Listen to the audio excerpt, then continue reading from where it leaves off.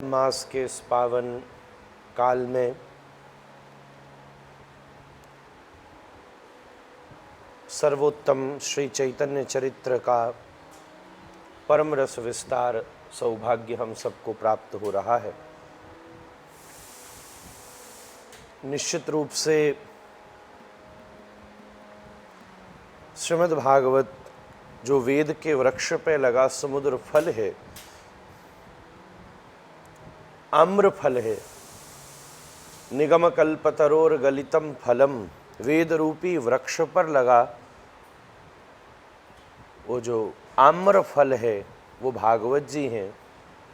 और उस आम्र फल का जो आम्र रस है वो श्री चैतन्य चरितामृत है। यही तब कथामृतम है। गोपियाँ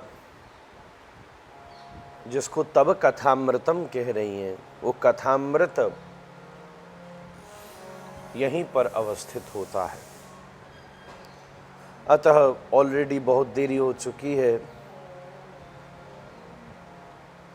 जल्दी से थोड़ी देर कुछ विचार कर लिया जाए एक आध प्रसंग का। वैसे भी समय बहुत कम रह गया है, तो जितना आज 12 तारीख हो गई तो 4 दिन इसमें विशेष रह गए हैं और प्रसंग का तो महासमुद्र है। 7 दिन लगभग हमने बीच में अवकाश लिया था सेवा और कुछ स्वास्थ्य पर, फिर भी 20-21 दिन भी सेवा होने के पश्चात भी पर मैंने एक वादा आपसे किया ही है कि अब ये प्रसंग चलता रहेगा। जैसे जैसे अभी कथाओं के क्रम तो बनी नहीं है, पर जो भी ठाकुर जी की इच्छा रहेगी ऐसा मन में विचार है, क्योंकि खूब खुद भी आनंद आ रहा है। समय समय पर जिस तरीके से चैतन्य चरितामृत के प्रारंभिक 7-8 परिच्छेदों की चर्चा हुई, जितने विस्तार से, वो भी पूरा विस्तार नहीं था, उस प्रकार से पूरी चैतन्य चरितामृत की चर्चा हो तो आनंद विशेष है। खैर, हम लोग मध्य लीला की कल भूमिका बनाए थे और बड़ा आनंद की बात यह है कि कविराज आदि लीला के प्रारंभ में मध्य लीला के विषयों को उठा रहे हैं और मध्य लीला के क्रम में कई आदि लीलाओं का प्रसंग छेड़ रहे हैं, क्योंकि विषय विस्तार की खूब उत्साह है। जैसे क्षुधातुर के सामने भोजन रख दिया जाए तो ध्रुव जी वो जल्दी जल्दी आरोगता है और उसमें विसंगति आ जाती है। क्या पहले खाना है, क्या बाद में पाना है। हीरालाल जी, खूब भूख लग रही हो तो विसंगति हो जाती है। ऐसे ही कविराज को भी ऐसा रस आ रहा है कि वो कहने में मध्य लीला शुरू कर रहा हूँ और प्रसंग नीलाचल के अंत लीला का उठा लिया। कल मैंने आपको उसका भाव निवेदित किया है। इस सब के पीछे भी मूलतः सिद्धांत है, चैतन्य चरितामृत लीला ग्रंथ नहीं है, सिद्धांत ग्रंथ है। फिर भी हम लोग लीला का तो आनंद लेंगे ही। संपूर्ण गौड़ीय प्रणाली को समझना हो तो चैतन्य चरितामृत को तो एक बार आपको पढ़ना ही चाहिए, सुनना ही चाहिए। पूरी जो बेसिक फिलॉसफी है उसको समझना। आंचल जी आज घर में आ गई हैं, ऐसा हमको दिखने में लग रहा है। I hope you are doing well now. आप अमृत पी रही हो तो क्या होने वाला है आपको? असली अमृत पी रही हो, चरितामृत पी रही हो। महाराज तो देखो अब भैया विधिवत कहने का तो अवकाश नहीं बचा है, तो मैंने ये सोचा है कि क्योंकि आज 12 तारीख हुई, 12, 13, 14, 15, 16 5 दिन बाकी हैं, तो धीरे धीरे हम एक एक परिच्छेदों से चलें ये तो संभव होगा नहीं, तो कम से कम महाप्रभु के अब मध्य लीला और अंत लीला के 5 विषयों को अच्छी तरह से अपन विमर्श कर लें। कम से कम ये अनुष्ठान की उससे पूर्ति हो जाएगी। फिर ये मेरा आपसे वायदा है, सब मनोरथी भी बैठे हैं, नरसिदास, ये वायदा है कि हम धीरे धीरे समय समय पर क्रम को आगे लेते रहेंगे। कभी 4 दिन बीच में, कभी 3 दिन बीच में सूचना आपको देते रहेंगे। आप सभी यथावत सेवा करते रहना, ये सत्र चलता रहेगा, लंबा चलेगा। अभी वैसे भी इसके बाद नवरात्रि है, नवरात्रि में कोई कथा का ऐसा विशेष अनुष्ठान नहीं किया है, फिर भी मन में आ गई तो कुछ सूचना दे देंगे आपको। और हरि नाम संकीर्तन तो आप करिएगा ही, जो मैंने आपसे निवेदन किया है। हाँ, विप्रों के द्वारा वाल्मीकि रामायण के पाठ का जरूर यहाँ प्रबंध है, नवरात्रियों में उसकी बड़ी महिमा लिखी हुई है।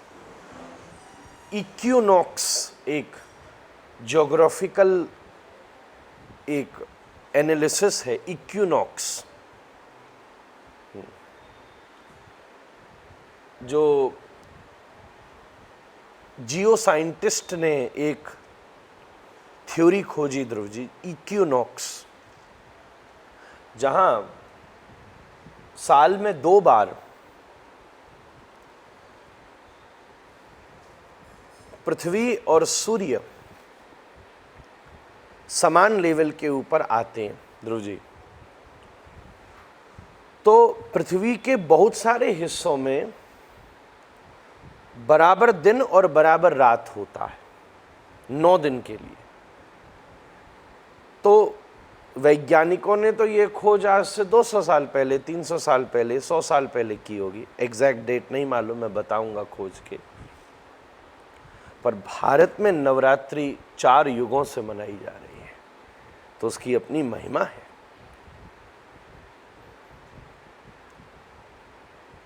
तो वो अपने अनुष्ठान अलग से होंगे, अपन तो। और मन में एक और विचार आ रहा है कि थोड़ा अवकाश लेकर, आज ही हम चर्चा कर रहे थे, सब लोगों ने इस बात की जिज्ञासा करी चौबे जी कि कुछ ऐसे कोर्स डेवलप किए जाएं जो हम इन प्रोसेस में हैं।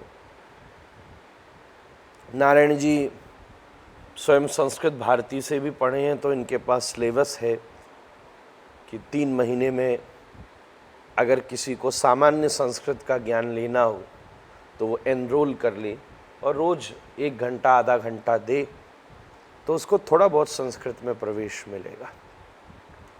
ऐसे ही कुछ ज्योतिष का किया जाए, ऐसे ही ध्रुव जी से हम निवेदन करेंगे कि एटलीस्ट लोग भगवत गीता का शुद्ध उच्चारण सीख लें। तो 18 दिन का एक वो कोर्स डेवलप किया जाए, जहाँ 18 दिन में आप 18 बातों को, 18 अध्यायों का पाठ आपके पास आए और आप उसका अभ्यास करें, तो कम से कम आपको गीता शुद्ध पढ़नी आ जाए। ऐसे ही हम निवेदन करेंगे 1 वर्ष में संपूर्ण श्रीमद् भागवत के शुद्ध पाठ का अभ्यास हो। चौबे जी रोज 1 अध्याय आपको मिल जाए तो 335 अध्याय हैं लगभग एक। फिर उसके बाद उसकी परीक्षा होगी, उसके बाद फिर आपको सर्टिफिकेट्स भी दिए जाएंगे। ये सब ऑनलाइन कोर्सेज पर हम लोग विचार कर रहे हैं। फिर कुछ संगीत से संबंधी दिवेश से कहा जाएगा कि भाई एटलीस्ट जो राधा रमण जी की पदावलियाँ हैं, उनके जो शुद्ध राग हैं, वो राग जो किस राग में कौन सी पदावली गानी चाहिए, बिल्कुल सिंपल वाले, उसका भी कुछ ऐसे 8-10 धर्म। मैं उस दिन बोला था, धर्म पाठ का ही विषय नहीं है, पाठशाला का विषय है। केवल हम पाठ ही करते रह गए तो सीमित हो जाएंगे। पाठशालाओं तक बात पहुंच गई तो बहुत बड़ी हो जाएगी। तो कोर्सेज डेवलप हों, डिस्कोर्स हो गए, कोर्सेज भी हों, और उसका लाभ हमें लिया जाएगा। चौबे जी से भी हम बोलेंगे, ऐसे ऐसे कुछ कुछ थोड़ी थोड़ी चीज़ें आप सबको उसका लाभ मिले, ऐसा विचार अभी इन दिनों में ही बनने में आए हैं। थोड़ा थोड़ा थोड़ा थोड़ा थोड़ा थोड़ा थोड़ा थोड़ा प्रवेश हो। निमाई पाठशाला के अंतर्गत ही सब किया जाएगा। निमाई पाठशाला का तो वैसे ही एक क्रम चल ही रहे हैं, आप उसमें श्लोक भी सीख रहे हैं, मुख्य मुख्य स्तुतियाँ सीख रहे हैं एक प्रकार से, और साथ ही में आपको और भी चीज़ें मिल रही हैं। संस्कृत सीखना और ये सब उसी के बैनर के अंतर्गत एक्सक्लूसिवली क्रिएट किया जाएगा।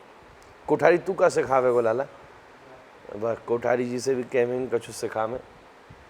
तो सब हम लोग अपने, जो हम लोगों ने अपने गुरुओं से स्मरण किया है और उसको आगे देना ही धर्म है। जो जो जिसको जिस रूप में प्रतिभा प्राप्त हुई है वो सब समाज में सबके कार्य में आए, यही उसकी। बल्कि श्रोताओं को भी मैं आह्वान करूँगा, कोई किसी विषय का विशेषज्ञ हो तो वो संपर्क करे, हम आपके उस गुण का, उस टैलेंट का प्रयोग करेंगे और सब वैष्णवों को उससे लाभ पहुँचे, ऐसा प्रयत्न करेंगे। दादा से कहेंगे किसी की इच्छा हो तो बंगाली जो पद पदावली हैं, अधिवास हैं, नरोत्तम दास ठाकुर, ये जहाँ रहता है ब्रजमोहन प्रभु नरोत्तम दास ठाकुर के सेवायत विग्रह हैं, तो नरोत्तम दास ठाकुर के जो पद पदावली शुद्ध बंगाली उच्चारण जो उसके हैं, कई हमारे वैष्णव गाते तो हैं, दिल्ली में भी, बम्बई, पंजाब में भी कई वैष्णव में बंगाली, पर वो पंजाबी टोन में बंगाली गाते हैं तो थोड़ा खिचड़ी बन जाती है। तो उसका हम भी इतना नहीं गा पाते, फिर भी थोड़ा बहुत हमको प्रवेश गुरु कृपा से हो जाता है, तो थोड़ा उच्चारण कभी कभी, उसकी अपने राग हैं, उसकी अपनी गति है, तो वो भी हो तो अच्छा हो। ये सब चीज़ें की जाएंगी। बेटा बंद हो गया, तो ये सब चीज़ें की जाएंगी। फिर जैसी ठाकुर जी की इच्छा वैसे अपन चलेंगे। तो अपन 5 विशेष प्रसंग 5 दिन में ले लेते हैं, क्योंकि चैतन्य चरितामृत तो अथाह समुद्र है और अधिक मास में 5 दिन मात्र शेष रह गए, आज से 16 तक। तो मेरे मन में विचार आया, आज एक बड़ा महत्वपूर्ण विषय, वही मैं मंगलाचरण करते हुए ये मुझे विचार आया और मैं पृष्ठों पर वही खोज रहा था कि क्या विषय का चुनाव किया जाए। तो महाप्रभु के सन्यास का भाव तो हमने सार में वर्णन कर ही दिया था कि किस प्रकार गौरहरि ने केशव भारती जी से सन्यास की भावना करी। केशव भारती जी ने उसके पीछे का कारण भी लिखा है चौबे जी। महाप्रभु ने कहा कि मेरा आने का उद्देश्य युग धर्म की स्थापना, सामान्य कारण है युग धर्म की स्थापना, क्योंकि युगे युगे संभवामि युगे युगे, पर प्रधान कारण है अनर्पित चरी भक्ति प्रदान करना, मंजरी भाव की भक्ति। सखी भाव अलग है, मंजरी भाव अलग है। सखी भाव में राधा रानी की समानता मानी जाएगी, सखादती सखेलती, कि राधिका हमारे समान है, चाहे हाँ वो है कृष्ण प्रिया, थोड़ा सा डेडिकेशन होगा, पर एक चीज़ बताऊं बीवी जी, सखी आएगी तो राधा रानी के बगल में बैठ जाएगी, बस इतना अंतर समझ लो। क्यों चौबे जी? सखी आवेगी तो प्रिया जी के बगल में बैठ जाएगी। ललिता जी आएंगी, थोड़ी सी मानेंगी उनको अपनी प्रमुखा, क्योंकि वो सखियों में भी प्रधान हैं, पर उसके बाद भी साथ बैठ के खा लेंगी, साथ बैठ के जल पी लेंगी, सब साथ कर लेंगी।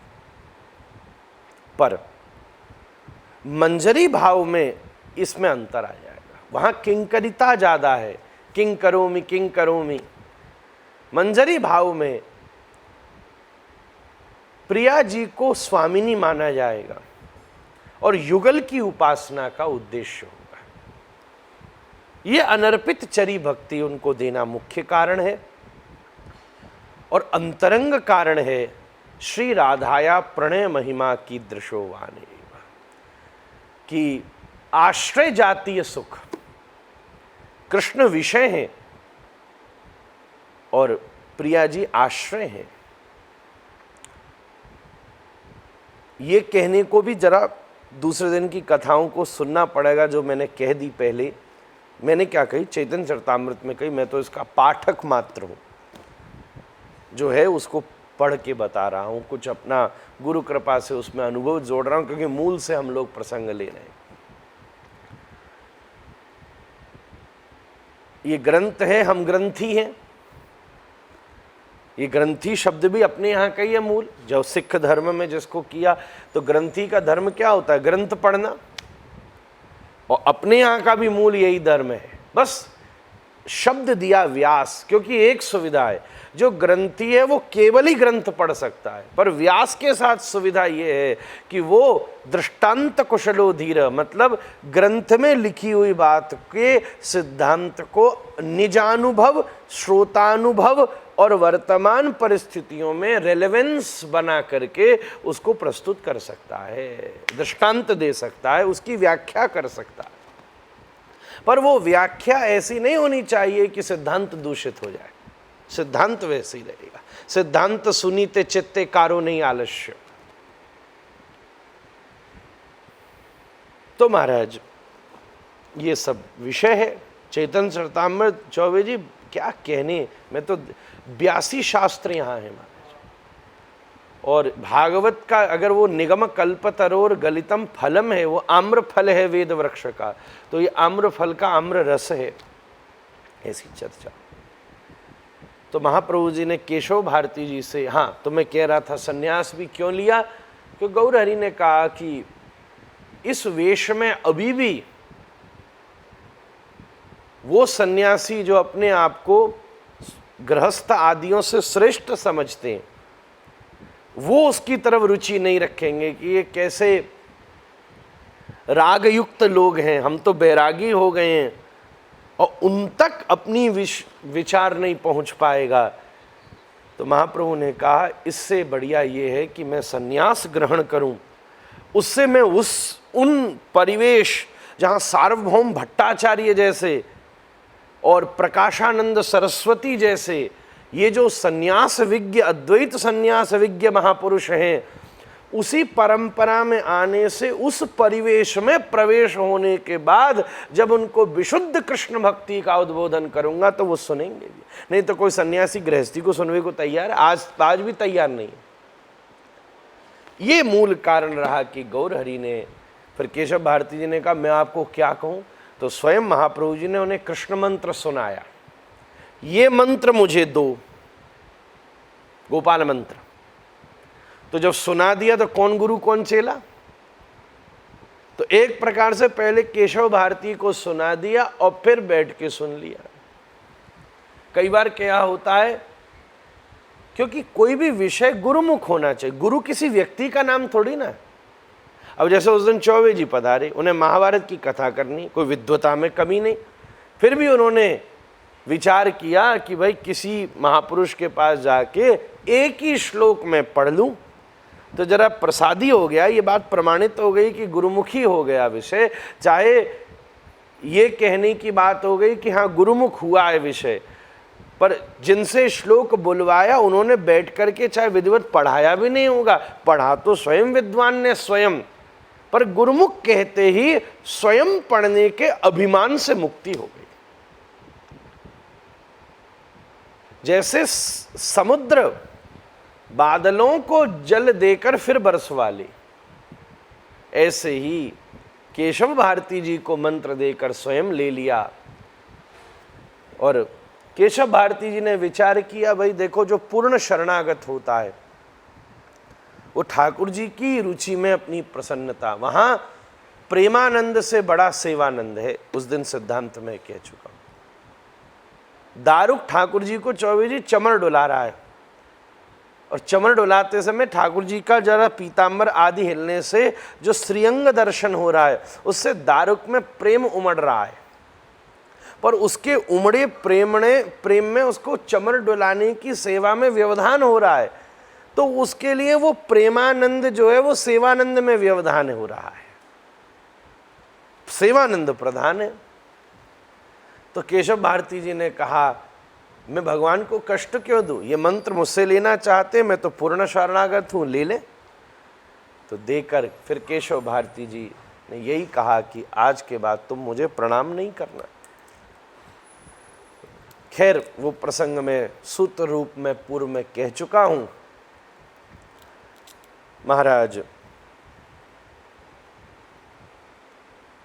महाप्रभु सन्यास लेकर के हा वृंदावन करके भागे, पर प्रेमावेश में रास्ता भटक रहे थे।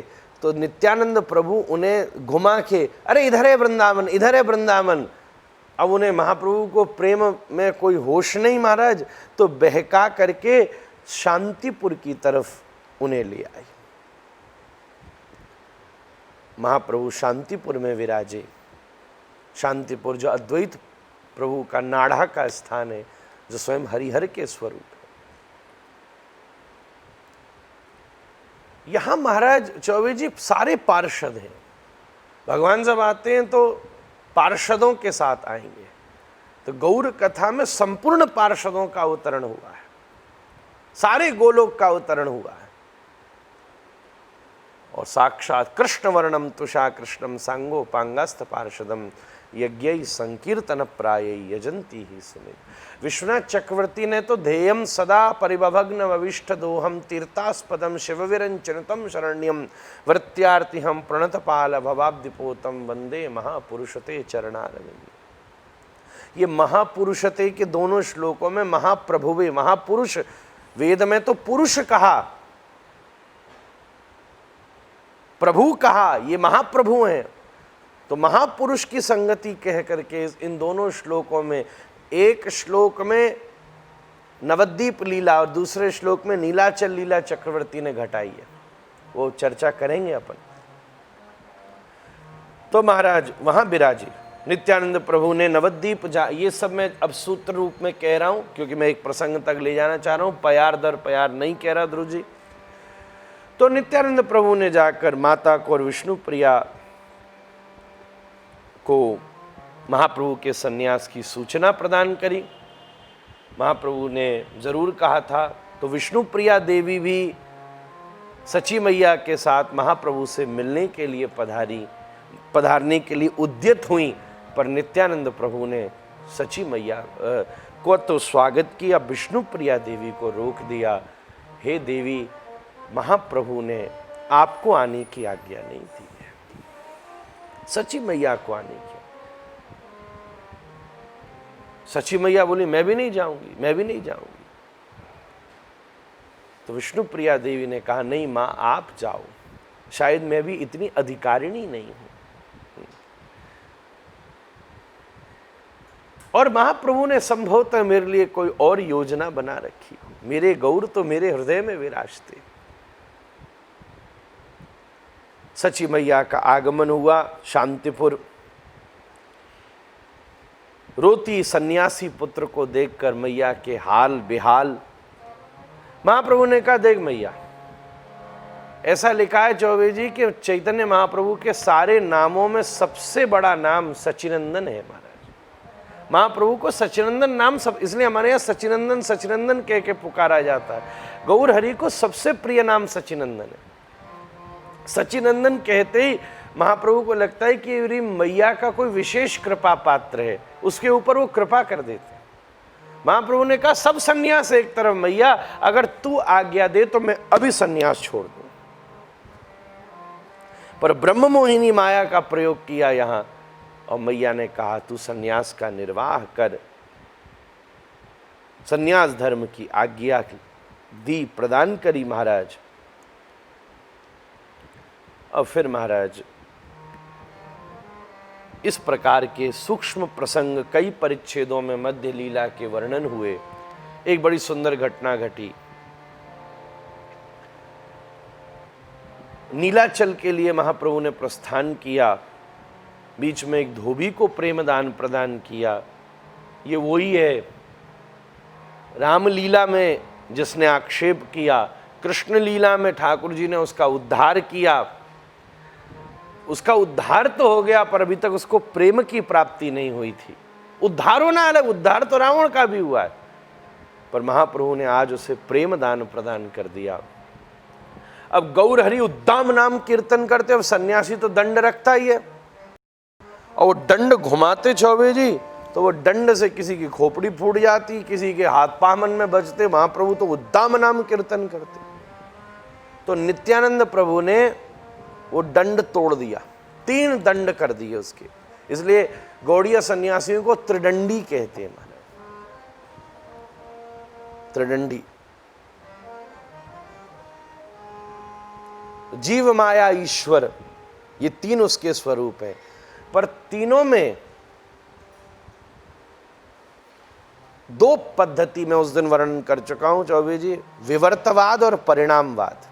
यही अंतर है अद्वैत दर्शन और वैष्णव दर्शन में। अपने आप परिणामवाद की प्रधानता है, पर विवर्तवाद यहां है कि देह को आत्मा मानना विवर्तवाद है। हां, देह भ्रम है, ये मानी बात, पर जीव भ्रम नहीं है, जीव परिणामवाद है। जो माया के द्वारा तटस्था शक्ति संधान करते, महाराज ये संसार सत्य है ये मानना विवर्त है, पर संसार का स्वरूप परिणामवाद है। माया के द्वारा रचित हुआ है, तो जो दूध से दही भी बनी है वो ठाकुर जी नहीं बनी है, माया बनी है। इस पूरे सिद्धांत का वर्णन है, विवर्तवाद और परिणामवाद। तो महाप्रभु नित्यानंद प्रभु ने दंडा तोड़ के बहा दिए। तो नीलाचल में जगन्नाथपुरी से थोड़ा दूर एक दंड भंग नामक स्थान है, वहां महाप्रभु का दंड, बोले दंड छोड़ो, क्या वो विधि का क्या करना जो निधि हाथ से चली जाना। गौर हरि तब दाम नाम कीर्तन करते उछल उछल। महाराज एक बड़ा विशेष संवाद यहां 7वें परिच्छेद में चैतन्य चरितामृत में आया है। मैं उसका विस्तार से तो अभी वर्णन नहीं कर सकता क्योंकि इतना अवकाश नहीं है, और वो जो मैं कुछ और प्रसंग सुनाना चाहता हूं, पर उसका मैं अगर वर्णन करने लगा तो एक तो आपको पल्ले भी नहीं पड़ेगा, विषय बड़ा गंभीर है वो, पर उसका सार मुझे कहना होगा। और वो है श्री नीलाचल में महाप्रभु और श्री सार्वभौम भट्टाचार्य की भेंट, जो महाराज प्रताप रुद्र के राजगुरु हैं। महाप्रभु जब जगन्नाथपुरी में दर्शन करने गए, उसका यहाँ विस्तार से वर्णन है। तो महाप्रभु एकदम दौड़ते आए, जगन्नाथ भगवान के शिखर का दर्शन किया, और देखकर महाप्रभु में प्रेम विलास आ गया, और भगे और सीढ़ी चढ़ते प्रेम उद्रेक में भागते हुए जा करके तुरंत महाराज जगन्नाथ भगवान को आलिंगन। एक तो महाप्रभु वैसे ही लंबे, जगन्नाथ महाप्रभु ऊपर बैठते पर उनके हाथ पहुंच जाते, आजानु लंबित भुजऊ, और जाके आलिंगन कर लिया। पंडा बोले अब बाबा जी हटाओ यार, पीटो पीटो। तभी पीछे से आवाज आई, नहीं नहीं नहीं, अरे सन्यासी है, इसको नहीं मारना। महाप्रभु ने मुड़ के देखा तो सार्वभौम भट्टाचार्य गर्भगृह में खड़े हुए थे महाराज। तब गौरहरि और सार्वभौम भट्टाचार्य की ये अनुपम यहाँ पर भेंट हुई। और 7वें परिच्छेद में इसका बड़े अनुपम रूप से विस्तार से यहाँ वर्णन किया है, जहाँ मंगलमय भाव से महाप्रभु और सार्वभौम भट्टाचार्य के मध्य श्रीमद् भागवत के एक विशेष श्लोक के ऊपर खूब अद्भुत चर्चा हुई। और वो श्लोक है, आत्मा रामस्य मुनयो निर्ग्रंथा अप्युरुक्रमे कुर्वन्तु हेतु किम भक्तिम इत्थम भूत गुणो हरि। सार्वभौम भट्टाचार्य चाहते थे कि इन्होंने कहाँ सामान्य परंपरा में दीक्षा ले ली, मैं इसको बड़ी परंपरा में दीक्षा दूंगा। महाप्रभु एक भावुक सन्यासी हैं, उछलने लगते हैं, नृत्य करने लगते हैं, इनको जरा बैठ करके समझाऊंगा।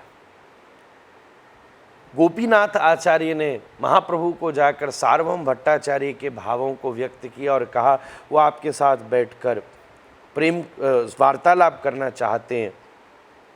महाप्रभु ने कहा सार्वभौम आयु में बड़े हैं, मेरे प्रति वात्सल्य भाव रखते हैं, निश्चित रूप से मैं जाकर के उनसे संवाद करूंगा। महाराज गोपीनाथ समझ गए कि महाप्रभु सार्वभौम भट्टाचार्य के ऊपर अपनी अनंत कृपा का परिवर्षण करेंगे। जब दूसरी बार सार्वभौम का और महाप्रभु जी का संवाद हुआ तो वे उन्हें एक निवृत्त स्थान, एक एकांतिक स्थान पर ले गए और सन्यासियों के गुरु होने के नाते महाप्रभु का कुछ अनुशासन करना उन्होंने प्रारंभ किया। एकदम सार्वभौम ने कहा तुम जगन्नाथ मिश्र के पुत्र हो, जगन्नाथ मेरे सहपाठी रहे, महाप्रभु जी के पिताजी सार्वभौम भट्टाचार्य के सहपाठी रहे, तो तुम मेरे पुत्रवत हो, मेरे तुम्हारे पिता के साथ बड़ा प्रेम संबंध था, तो मैं तुम्हारे साथ कुछ वार्तालाप करना चाहता हूँ। सन्यासी का धर्म होता है ज्ञानोपार्जन करना। तुम भावुक होकर नाचते गाते रहते हो, उछलते कूदते रहते हो, ये पहला सन्यासी है जो दुनिया ने नाचता देखा है महाराज। ये बात ठीक नहीं है।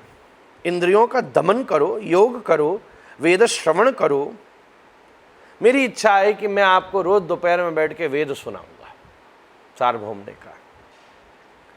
महाप्रभु ने कहा मैं महामूर्ख हूं, कुछ जानता नहीं हूं, मैं अपने आप को समर्पित करता हूं, आप जो चाहें मेरे साथ करें। सार्वभौम बड़े प्रसन्न हुए। उन्होंने सोचा इतना बड़ा पंडित, निमाई पंडित मुझे शिष्य रूप में प्राप्त हो गया और मुझे क्या चाहिए।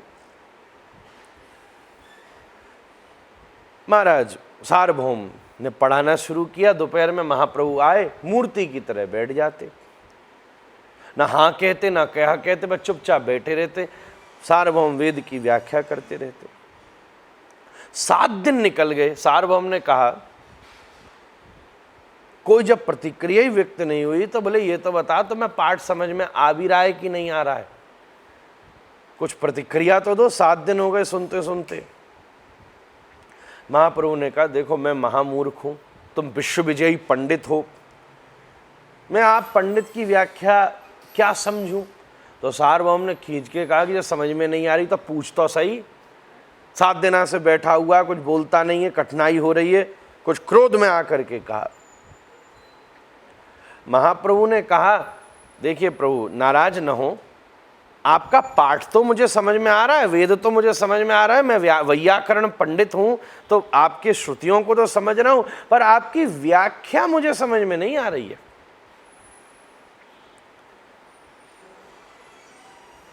एकदम सार्वभौम छिन्न भिन्न हो गए। महाप्रभु ने कहा आप जो शब्दार्थ कर रहे हैं वो तो ठीक है, पर आप जो व्याख्या कर रहे हैं वो ठीक नहीं है। एकदम आंखें चढ़ाकर बोले बाहर दीनता और भीतर अभिमान। सार्वभौम ने कहा ऊपर दीनता दिखाता, भीतर अभिमान।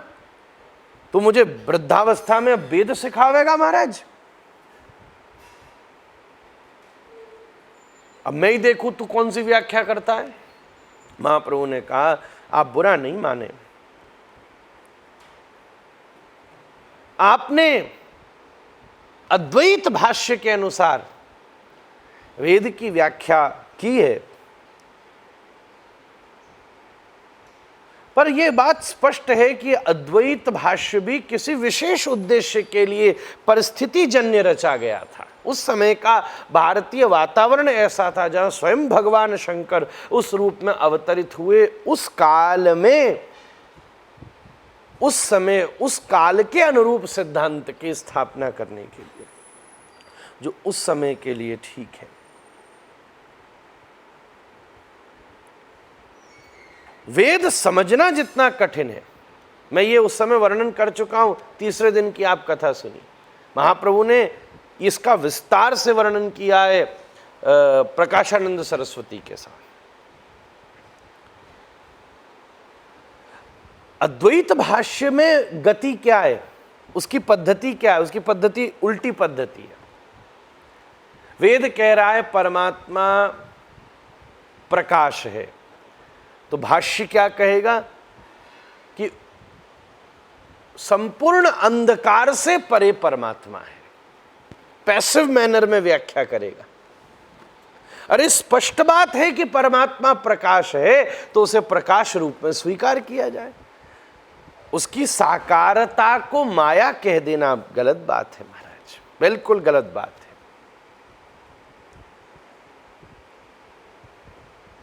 वहां विस्तार से वर्णन किया महाराज। त्वं हि रुद्र महाबाहो मोहनार्थ सुरद्विषाम पाषांडा चरणम धर्म कुरुष्व सुरसत्तमम। पद्म पुराण का श्लोक है, उत्तरखंड का। महाप्रभु कह रहे जीव ईश्वर है और मुक्ति पुरुषार्थ है, ये बात पूर्ण नहीं है। जीव ईश्वर का दास है और महाराज वास्तव में पंचम पुरुषार्थ प्रेम तत्व ही सबसे सर्वोत्तम है। आत्मा रामश्च मुनयो निर्ग्रंथा अप्युरुक्रमे कुर्वन्ति हेतु किम भक्ति इत्थम भूत गुणो हरि। भक्ति कौन पाता है? ये श्लोक एक व्याख्या कर देना। महाप्रभु ने इस पे अनेकों व्याख्या की। जो ज्ञानी, जिसकी अविद्या की गांठ खुल गई है, जो अविद्या से परे पहुंच गया है और आत्मरमण स्थित हो गया है, कहीं वो ही जाकर के अधिकारी बनता है जीवन में भक्ति को प्राप्त करने के लिए। बोले आप पहले इसका अर्थ कीजिए, फिर मैं इसके आगे इसका अर्थ करूंगा।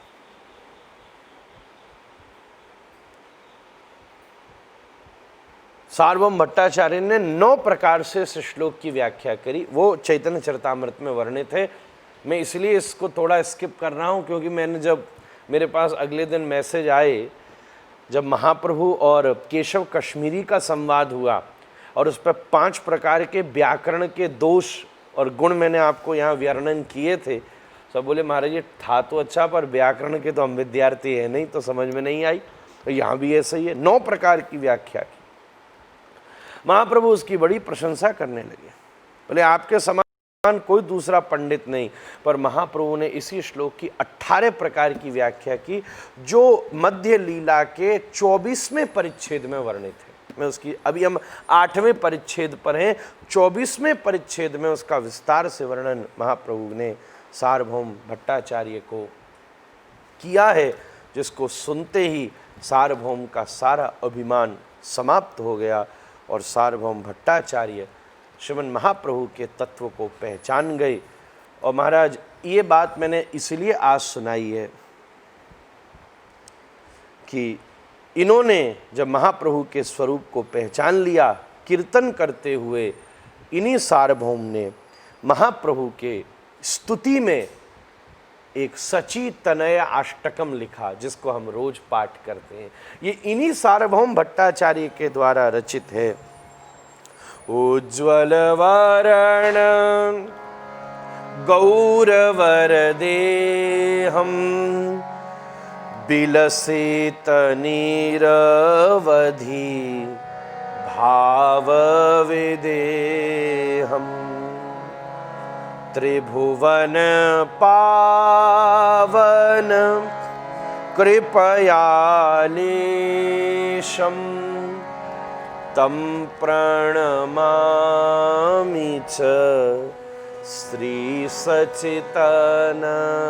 थोड़ा वात्सल्य है ना उनमें, इसलिए सचितनयम कह के उच्चारण।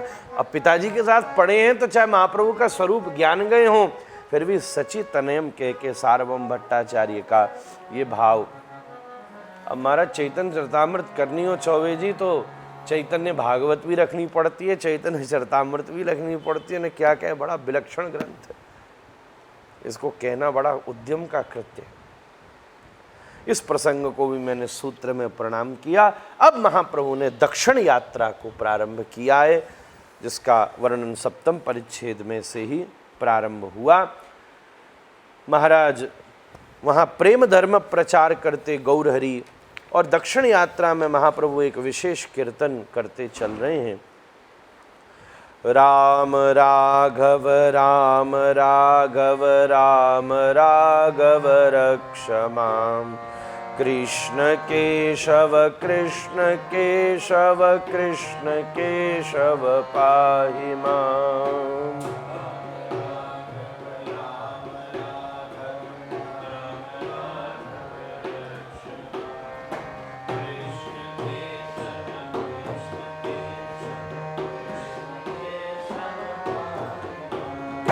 राम राघव राम राघव राम राघव रक्ष माम, कृष्ण केशव कृष्ण केशव कृष्ण केशव पाहि माम।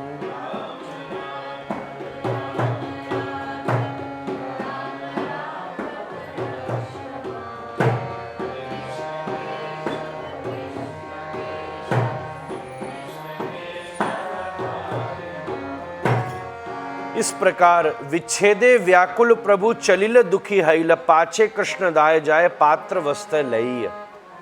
पीछे पीछे कृष्णदास नामक भक्त महाप्रभु के वस्त्र आदियों को लेकर चल रहे हैं, और आगे आगे श्री गौरहरि कृष्ण कृष्ण कृष्ण कृष्ण कृष्ण कृष्ण हे कृष्ण कृष्ण कृष्ण कृष्ण कृष्ण कृष्ण हे कृष्ण कृष्ण कृष्ण कृष्ण कृष्ण कृष्ण हे कृष्ण कृष्ण कृष्ण कृष्ण कृष्ण कृष्ण हे राम राघव राम राघव राम राघव रक्ष माम, कृष्ण केशव कृष्ण केशव कृष्ण केशव पाहि माम।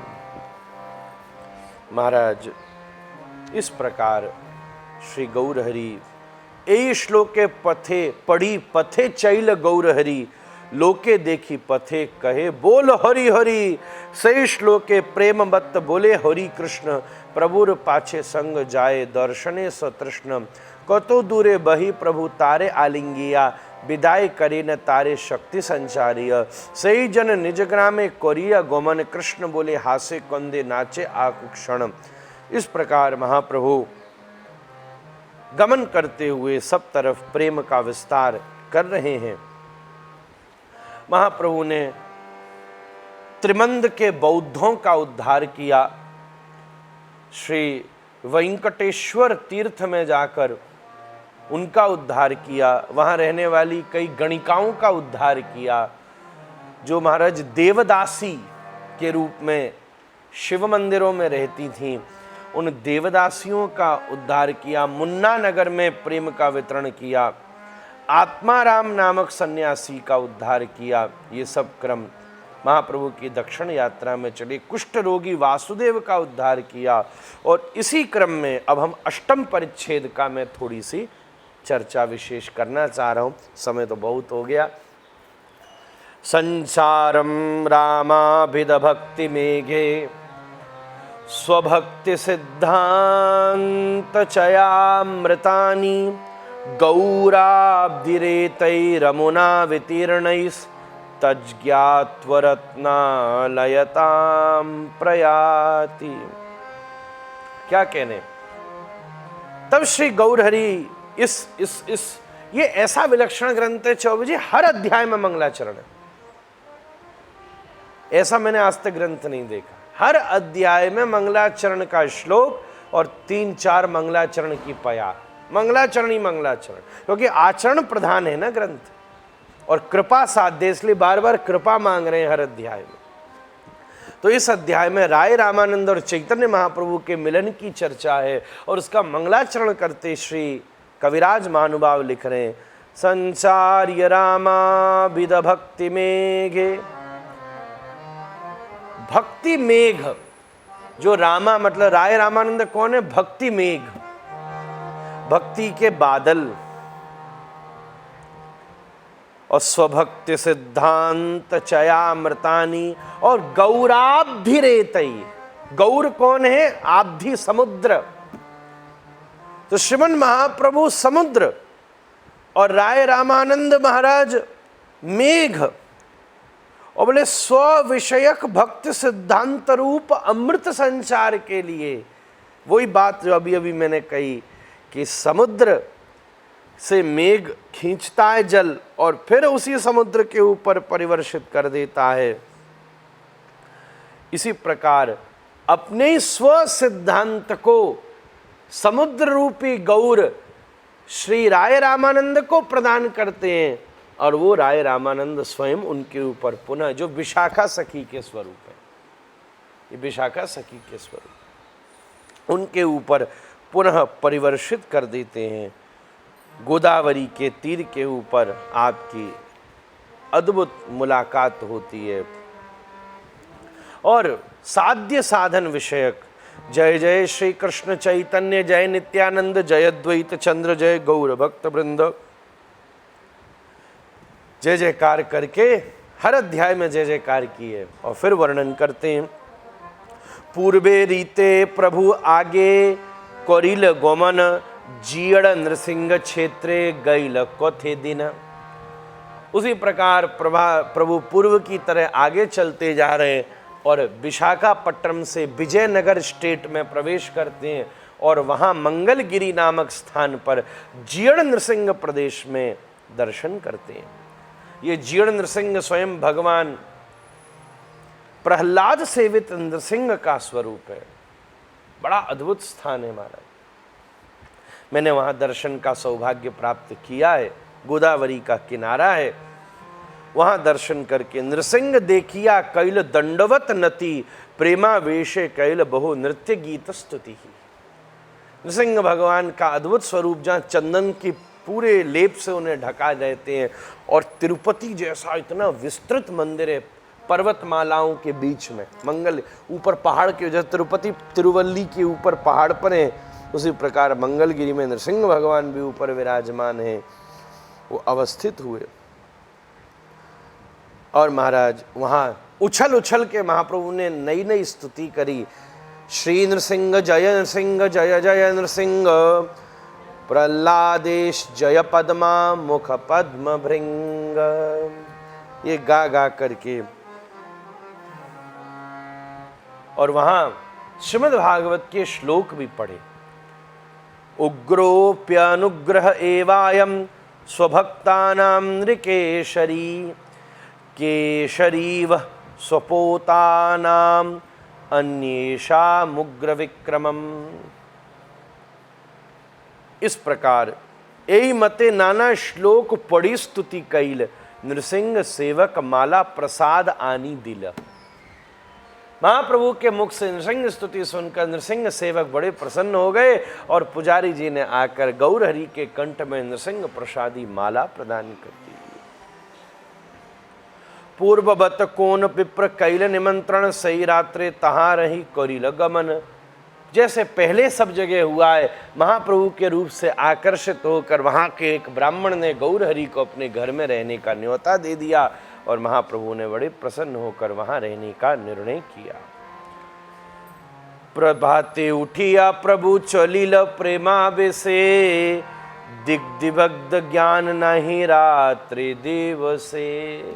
सुबह उठ के गौरहरि चल पड़े इतने प्रेम में कि कहाँ दिन है कहाँ रात है इसका कोई पता ही नहीं। पूर्ववत वैष्णव करी सर्वलोक गुणे, गोदावरी तीरे चली आइल कोते दिने। कोई पता नहीं कहाँ दिन निकला कहाँ रात निकली और चलते चलते गौरहरि गोदावरी के तट पर आ गए। अभी भी अगर गाड़ी से चौबीस जाओ तो मंगलगिरी से जहाँ राय रामानंद प्रभु से मुलाकात हुई, गोदावरी का तट, वो लगभग गाड़ी से full best very good highway जैसे एक्सप्रेस वे है, ऐसे हाईवे से भी 4 घंटे के आसपास का रास्ता है और पैदल तो महाराज बहुत समय लगेगा। तो महाप्रभु को कोई आनंद ही नहीं। और फिर गोदावरी देखी हईल यमुना स्मरण, गोदावरी को देखते ही श्री जमुना जी का स्मरण हो गया। तीरे बन देख स्मृति हईल वृंदावन, जो उसके तट पर वृक्षावलियां हैं उसे देखकर श्री वृंदावन का स्मरण हो गया। सेई बने कतक्षण करी नृत्य गान, गोदावरी पार हईल कैल तहाँ स्नान। थोड़ी देर वहां वृंदावन वृंदावन कहकर नृत्य किया, श्री यमुना कहकर नृत्य किया। अब पहले नदी पार करी, क्योंकि यहां पर अगर श्री यमुना जी का स्मरण हुआ है तो वहीं स्नान नहीं किया, यहां पर आचमन स्नान किया यमुना भाव से। अब का गोदावरी स्नान करना है, तो जो आचार्यों का भगवान का जो भाव होता है ना, वो काल्पनिक नहीं होता, ये बात ध्यान देना। अगर कोई महापुरुष कहेगा बंबई में बोल दे यहां वृंदावन है, तो साक्षात वृंदावन प्रकट हो जाएगा, इसमें कोई दो राय नहीं है महाराज। स्वयं ये तो कृष्ण के को वृंदावन का अनुभव हुआ, तो महाप्रभु ने वहां गोदावरी स्नान नहीं किया, वहां यमुना स्नान किया। और कह रहे हैं गोदावरी पार हइया कैल तहाँ स्नान। फिर नदी पार करके दूसरे तट पर गए और वहां जाकर के श्री गोदावरी में स्नान किया। घाट छाड़ी कथो दूर जल सन्निधाने, बसी प्रभु करे कृष्ण नाम संकीर्तन। तट से थोड़ी दूर बैठकर और गौरहरि बैठे बैठे कृष्ण कृष्ण कृष्ण कृष्ण कृष्ण कृष्ण कृष्ण हे, कृष्ण कृष्ण कृष्ण कृष्ण कृष्ण कृष्ण कृष्ण हे, कृष्ण कृष्ण कृष्ण कृष्ण कृष्ण कृष्ण कृष्ण हे, कृष्ण कृष्ण कृष्ण कृष्ण कृष्ण कृष्ण कृष्ण हे। कृष्ण नाम कीर्तन करते रहे।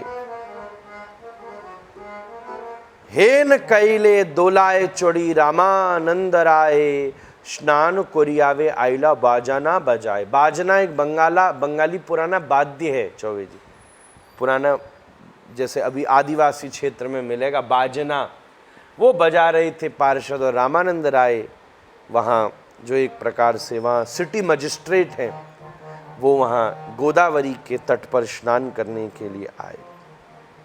तार संगे आइला बहु वैदिक ब्राह्मण, उनके साथ बहुत सारे वैदिक ब्राह्मण भी पधारे। विधिवत कैल तो स्नान आदि तर्पण गोदावरी के तट पर किया। प्रभु तारे देखी जनिल एई राय राम राय, तोहारे मिलित प्रभु मन उठी धाये। तथापि धैर्य करी प्रभु रहिल बसिया, रामानंद आइला अपूर्व सन्यासी देखिया। रामानंद को देखते ही गौरहरि पहचान गए। मन में तो किया उठ के दौड़ूं, पर संकोच में सब लोग थे, इसलिए भाव को रोक लिया। और रामानंद राय की दृष्टि पड़ी, उन्होंने भी ऐसा सन्यासी इससे पहले नहीं देखा, जो सूर्य सत सम कांति अरुण बसन, कोटि सूर्य के समान जिनकी कांति और जिनके अरुण लाल रंग के वसन जिन्होंने धारण किए। सुबिलित प्रकांड देह कमल लोचन, आहा विशाल जिनका शरीर और कमल के समान जिनके नयन। देखिए तहार मन हैले चमत्कार, आसिया कोरिल दंडवत नमस्कार। मन में आश्चर्य हुआ, दौड़कर रामानंद आए और गौरहरि को बड़े भाव से दंडवत प्रणाम किया। देखिया तहार मने हैल, हाँ उठी प्रभु कहे उठ कह कृष्ण कृष्ण, तारे आलिंगित प्रभु हृदय सतृष्ण। पहली बार ऐसा किसी ने देखा। महाप्रभु ने कहा उठो उठो उठो, कृष्ण बोल, और एकदम उसे हृदय से लगा लिया। तथापि पूछिल तुम्ही राय रामानंद, फिर भी जानते हुए भी पूछा तुम राय रामानंद हो? तो हे कहे से ही है दास शूद्र मंद। कहा रामानंद ने सरलता से कहा हाँ हाँ प्रभु, मैं वही शूद्र हूँ। वैसे ये है नहीं उच्च जाति के हैं, पर दीनता में अपने आप को शूद्र कहकर उच्चारण कर रहे हैं। तबे प्रभु कैलहार तारे दृढ़ आलिंगन, प्रेमावेशे प्रभु वृत्त दोहे अचेतन। दोनों आलिंगन करके एक दूसरे में एकदम बेहोश से होने लगे प्रेम में।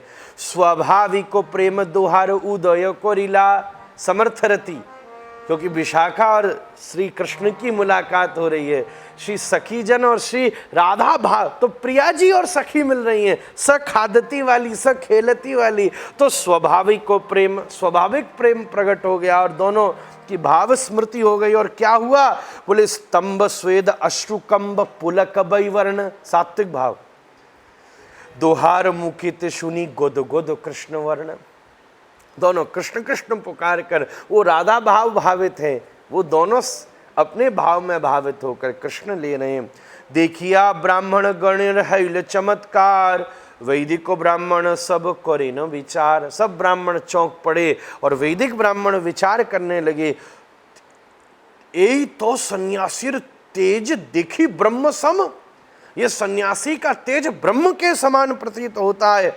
और शूद्र आलिंगिया केने कोरिनो क्रंदन, पर दूसरी तरफ एक सामान्य राज वेशधारी को आलिंगन करके प्रेम वेश में रोए जा रहा है, ऐसा तो हमने आज तक देखा नहीं।